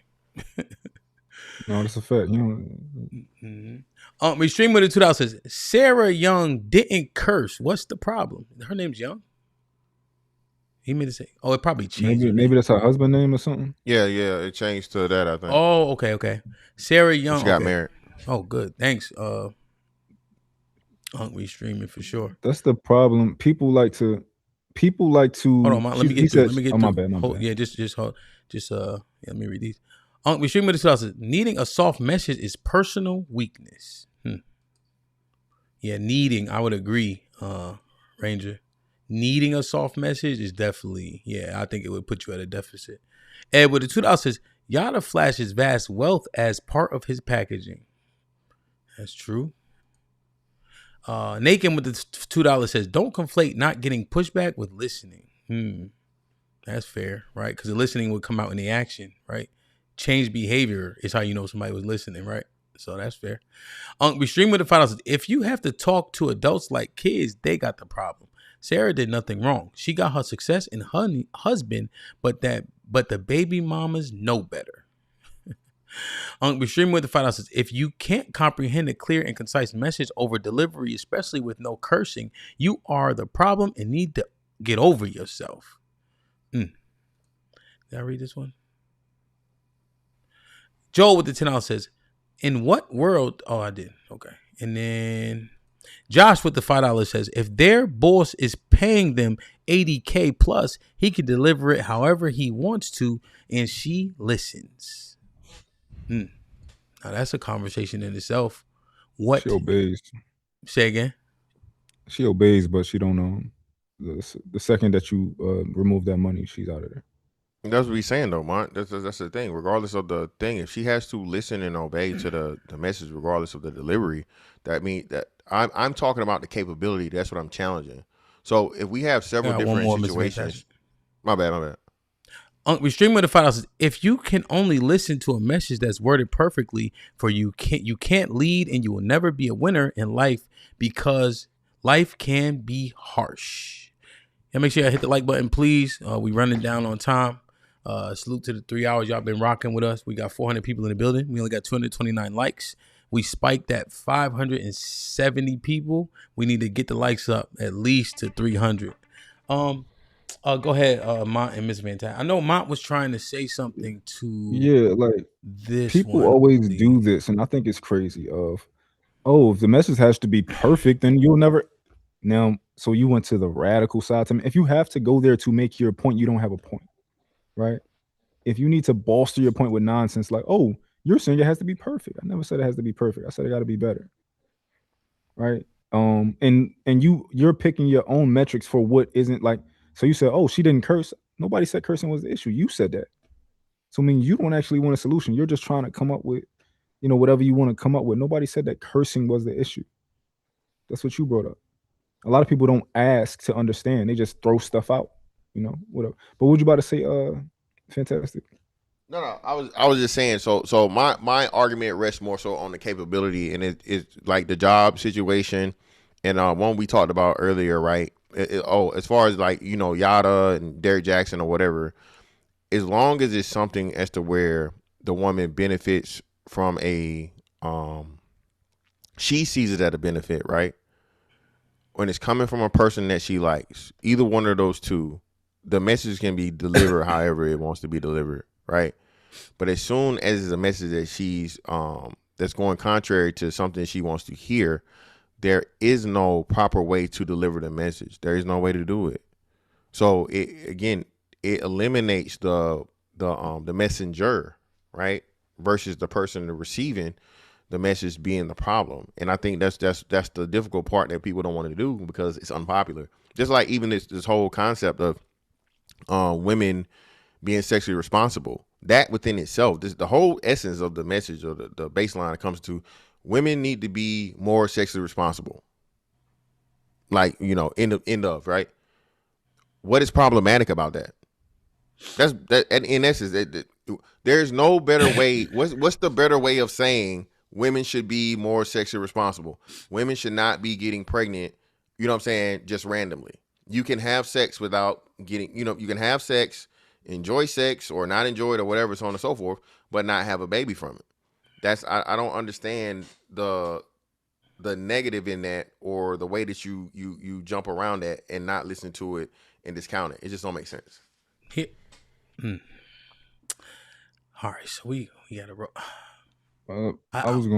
I did have a response though. Go ahead. My bad.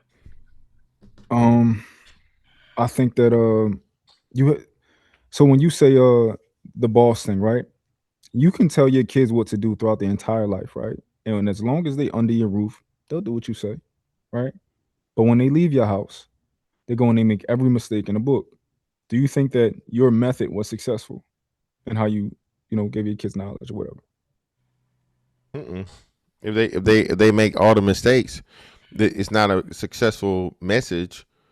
But I think I'm not saying that the question is loaded, but if I know that I did my job and I delivered the message properly and they just refuse to receive the message, even though the message have not been successful, I did my job I was supposed to do, and they had autonomy to do opposite of what they were taught.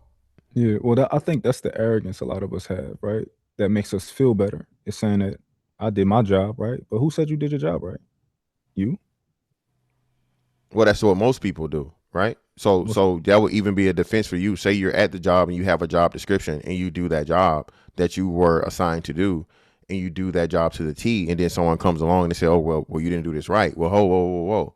This is my description. This is what I'm supposed to do. If you're asking me to do something extra outside of that, okay, say you would like for me to do something extra, but then don't tell me I didn't do my job. You see what I'm saying? Those are two different things. For sure. Like, kids don't pop out with a rule book, right? So you have to figure. So the way that you judge yourself is your results.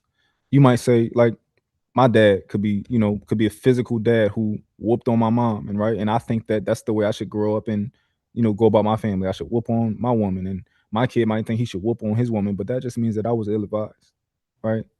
If what I'm doing shows that ultimately I did not get the results I wanted, which was for my kids to grow up and be a certain way and make certain decisions without me having to be there, then I did my job. And it's okay for me to say, I could have did better. I made a misstep somewhere. Let me find out where it was.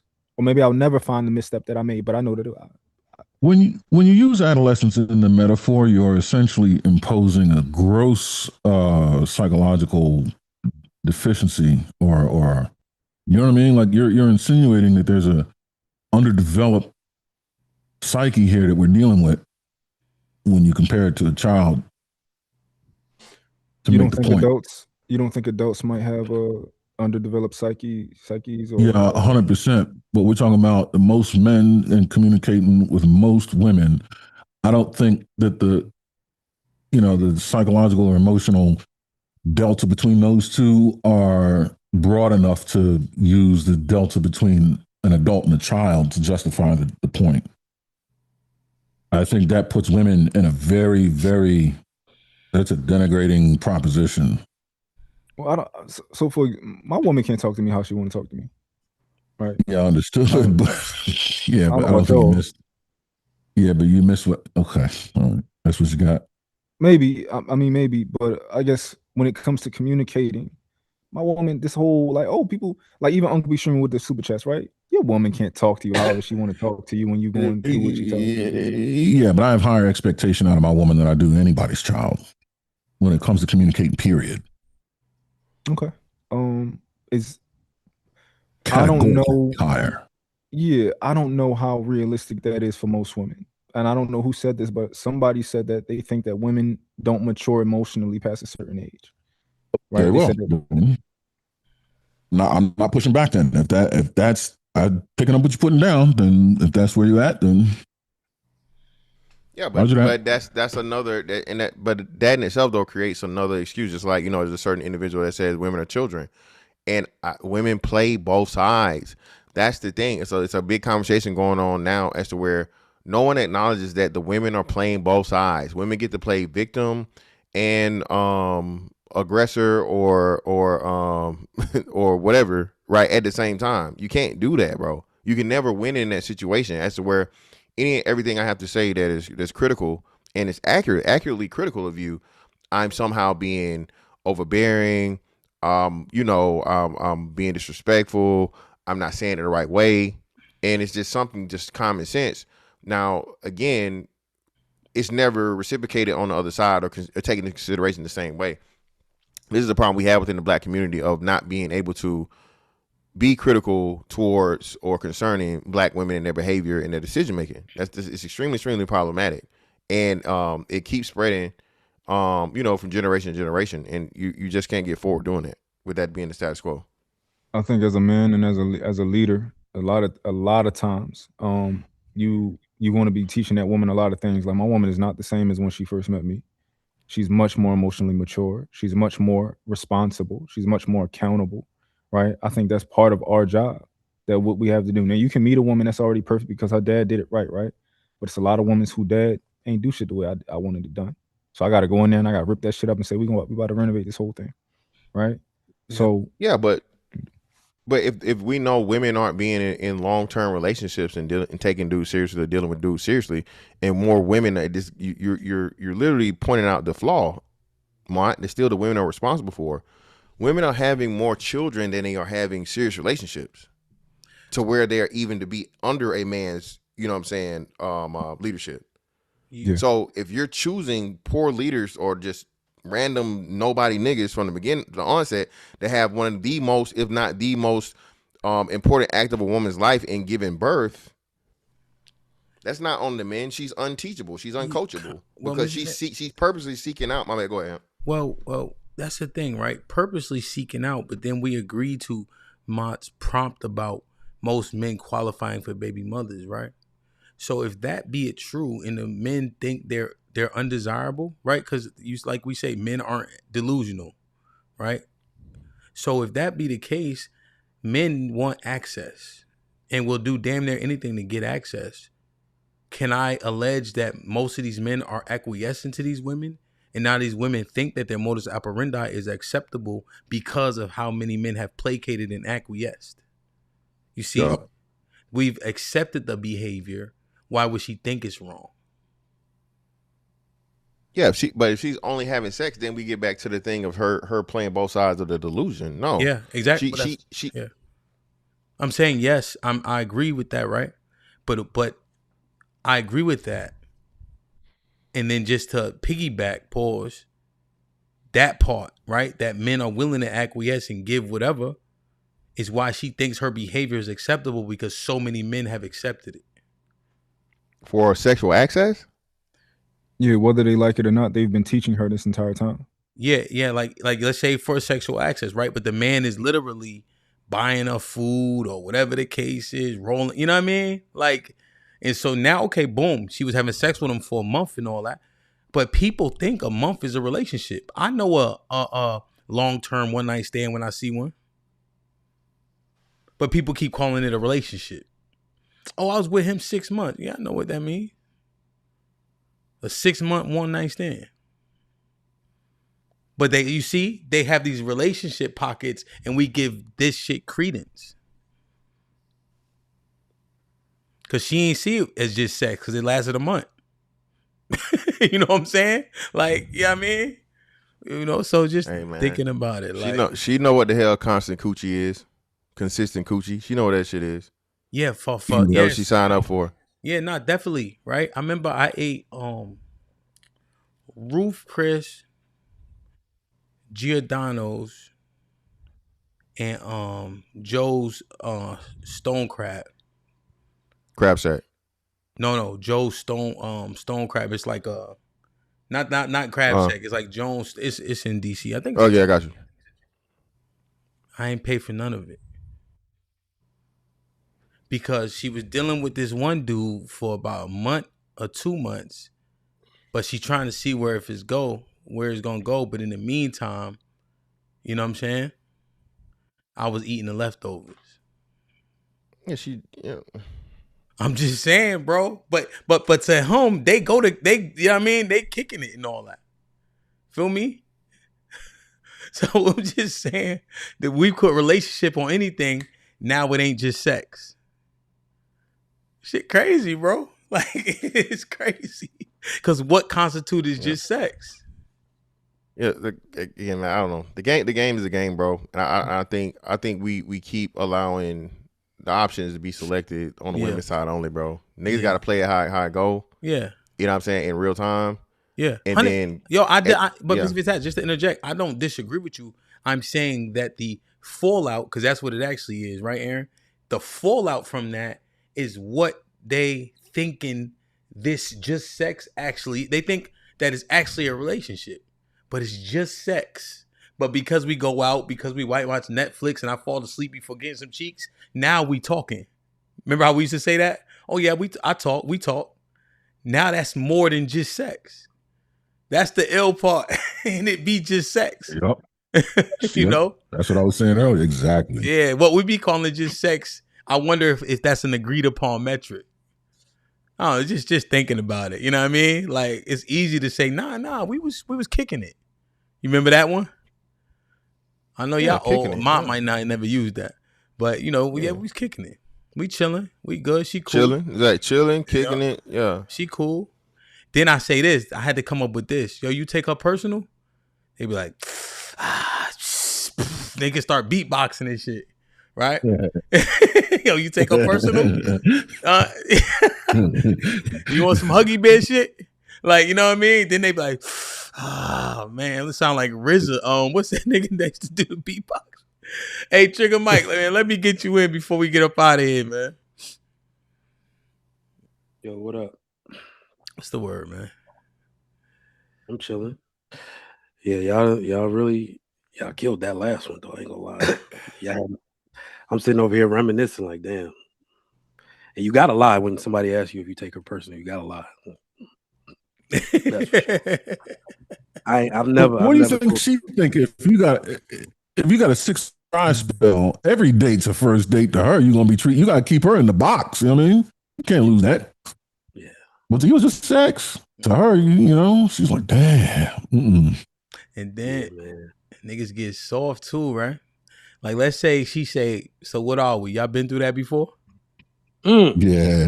Well, plenty time.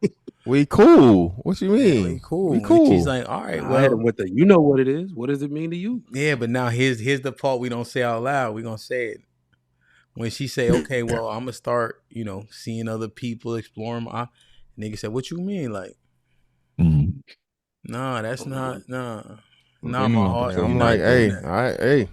The game is the game. I'm just fantastic, but I just when niggas gotta be on, niggas start feeling away. Like that's the lingo. See, niggas use like no. This. If that's your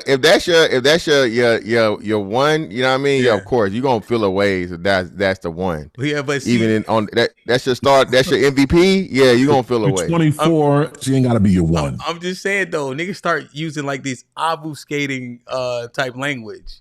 Like you feel away, but you don't want to say you don't like it. Yeah, you can't. You know you can't. Yeah, you can't be. Yeah, you can't be tender, man. You can't be tender out here. So you got to play hard, bro. Yo, that shit hurt. Yo, you know we'd be salty, right? You'd be like, "Well, do you?" But you really don't mean it. But you can't say that. Yeah. Can't say it. Exactly. You can't say it, bro. Yo, it just be funny, bro. You know the game, bro. You be like, "Do you then?" Well, you know what I'm saying? Then that's the night you don't sleep over. You just have sex for the only. I don't know, man. Maybe I'm getting old. Go ahead, Mike. Talk your shit, man. We gotta get out of here. Definitely. No, I just wanted to make 2 points on what y'all were talking about earlier, man.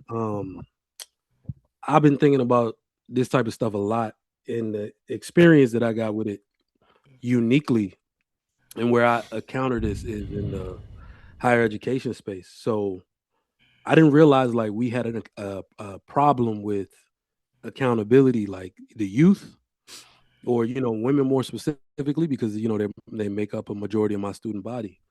But these are grown people, all ages. We call them non-traditional students, people who go back to school after they had children and all that. So they could be 26, they could be 50 years old, right? But then you start seeing how they interact with you. And they'll tone police their instructors. They'll tone police, me, the director.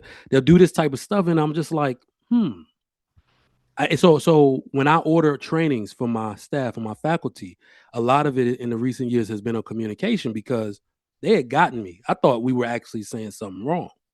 But going through these trainings, like I've ordered some high level trainings for these people.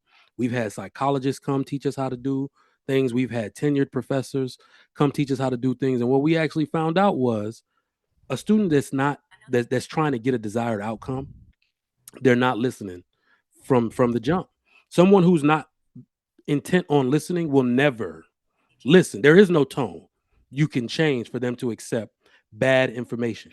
If I'm telling them that there's no way that I'm giving them an extension or approving it, there's no possible way to deliver them that bad information. They're just going to be against it. And that tone police and escalating to higher administration and all of that is just the performative part of them not listening. Right. So I think over the years, students, yeah. And I'm just saying that's the unique experience I have with it. Because I used to be somebody to say, well, let's do this different. We don't want to, give them a bad experience. We don't want negative reviews, right? On our at the end of the class period or end of the semester. Let's do something for them. And what we realize is these particular students, they always have the same sets of issues. When you don't give them what they want, or when you need to deliver them bad information, there is no way you can say it that they're going to hear. Yeah. So, but how do we relate it back? See, does it go back to this, Mike? The investment they think or know you putting into them, right? So I remember I had I started a program to where my guys were able to get into an HVAC program with one of my buddies if they worked for me for a certain amount of time, right? But that was probably year 3. So in the moving industry. So I had probably 10% turnover, but moving industry is very volatile. Guys leave all the time. But it's like, Hampton, how do you maintain your guys? You don't do pizza parties. You don't do none of that shit. I said, that shit don't have no value. But I go help them when they need help. If they get hit with a honey bun, I send extra people or admonish the people who estimated it. When it's a slower day, when it's a good, I let them leave, right? I empower them in these different ways. So the investment was there. And so that's how I think I was able to get their ear and their confidence, Yeah. Is that what it is? Like the trust factor, So, yeah. And I would say that's the part that we leaned into first. Okay. And once we leaned into the trust factor, like they need to trust us that we are. So I have an ethos that I teach to my faculty, right? And it's like, if you can't learn the way that I teach, and I'll teach the way you can learn, right? So we give them everything. We throw all the resources at them, and we're like, okay, what are we not doing wrong? Because we're supposed to be getting results now. We've done everything that we can do, and then we started to realize it's not that. And the reason we're doing that is that the reason I'm bringing this up, there is a point where somebody will try to tone police you, where it messes with your own integrity. Yeah. So now I got to start being serious with them. And I think that's the area, the moment in time we're in right now. Because the reason I sent that super chat about maturity, and this is something I learned in these trainings that I ordered, it's now my job, because I'm sending you out into the workforce as a graduate of my program. It's now my job to tell you why you're wrong. And why this cannot happen, because you are affecting the integrity of the situation. You're affecting the academic integrity of my institution. Now I have to push back. I've served you. Okay. The way you're supposed to be served. I've given everything to you, and now you're messing with the integrity. Yeah. And that's what I think is happening from a community blame. standpoint. It's like, we know children growing up without fathers is wrong. Don't tone police me to the point where you're trying to shut me up, because it's something that cannot continue. So now you're messing with the integrity of the community. Now I can't shut up. And I think that's where we kind of have. Yeah, what it does is, right, if you can't continue to put the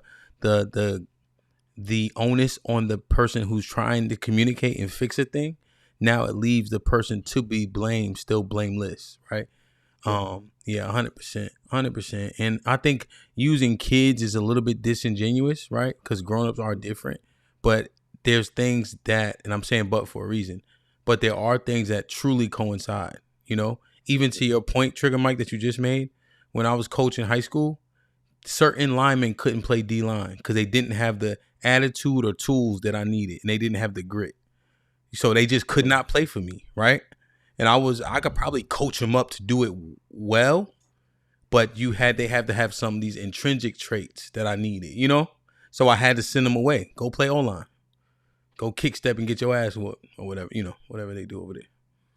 Damn, man, that's interesting though. Like, share, subscribe, tell a friend to tell a friend. Hit that like button right now if you can. That helps the channel the most.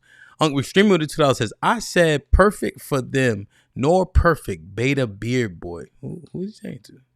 You talking to you, man? He talking to me, but he don't want that small. Oh, you want to respond to this? It's emotional. It's an emotional response. I don't need to respond to that. Indeed. Run! It's a stampede! DJ Ham the Stampede. DJ Ham the Stampede. Ma, any final thoughts, my boy? After listening and hearing out everybody, still think I'm on the right side of this conversation. You know, even Trigger Mike, all that, I still think that I'm on the right side of this argument. Have you made any adjustments based on what you've heard? I've made no adjustments. But I'd like to. I'm always open. I don't want people to ever think that I'm not open to hearing what they're saying. I'm always open. Okay. I don't think that what I heard today was move me at all. That's all. Okay. And I'm still open. Pause. Is it fantastic? Yeah, man. Fantastic was right. Shout out to Sarah FonteNOT. You know, whatever new last name is, married or whatever. At the end of the day, man, until the black community talks about the serious issue of black women's sexual irresponsibility, nothing's ever going to change. Dick discipline, that shit's out the window, bro. I mean, I'm not giving black men or supporting black men being reckless. But black men are the most sexually responsible.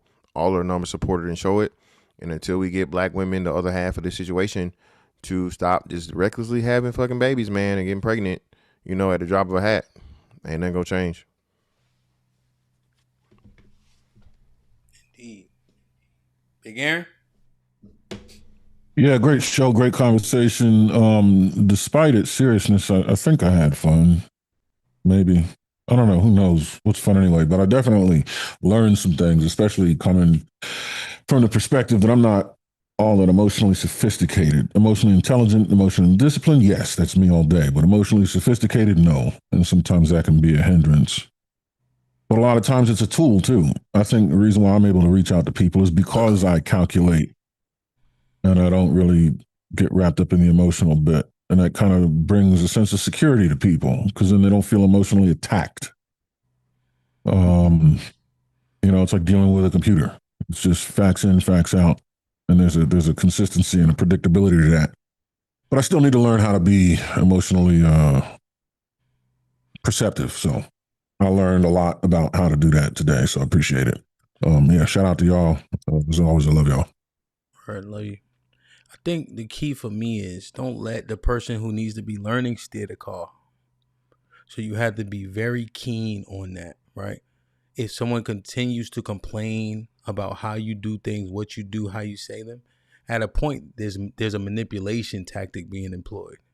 If there's a real concern, that's one thing. However, your discernment has to take over to understand that somebody's just trying to manipulate you because they don't like it, right?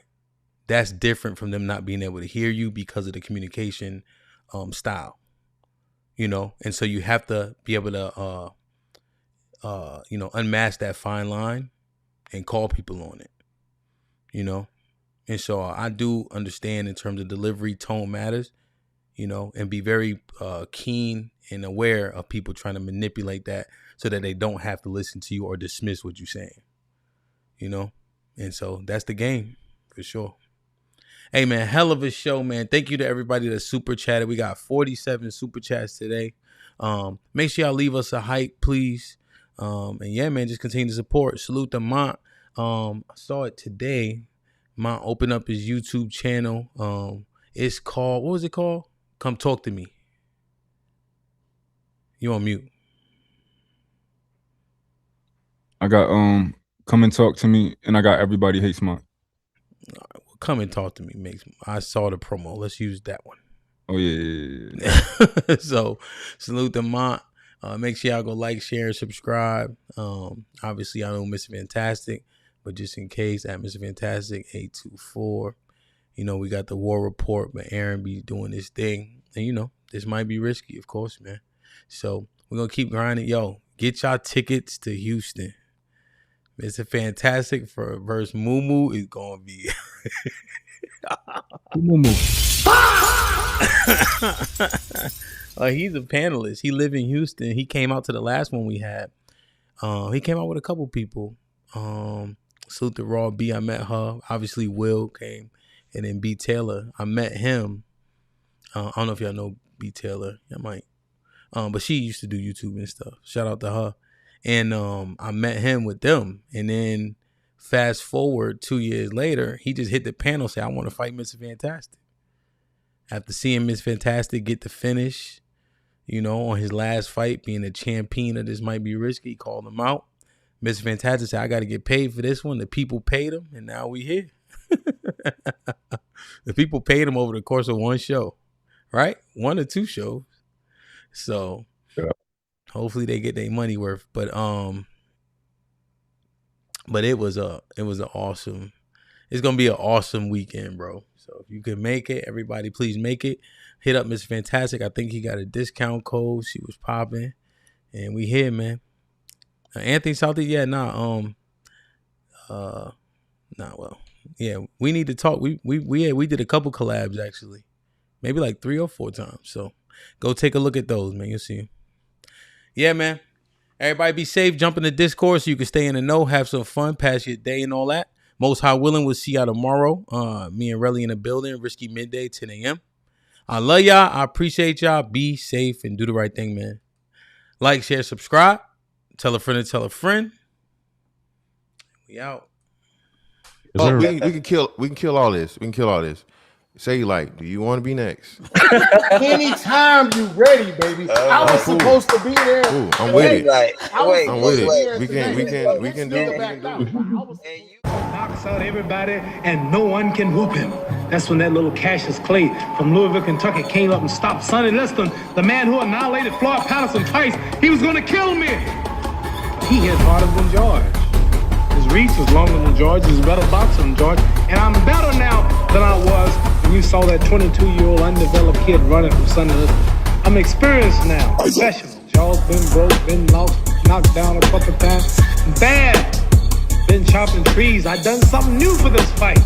I done wrestled with an alligator. That's right. I have wrestled with an alligator. I done tussled with a whale. I done handcuffed lightning, throw thunder in jail. That's bad. Only last week, I murdered a rock, injured a stone, hospitalized a brick. I'm so mean, I make medicine sick. Man, dude. Fast. Last night I cut the light off in my bedroom, hit the switch, was in the bed before the room was dark. Incredible. Fast. Incredible. And you, George Foreman, all of you chumps are gonna bow when I whoop him. All of you. I know you got him. I know you got him picked, but the man's in trouble. I'm gonna show you how great I am.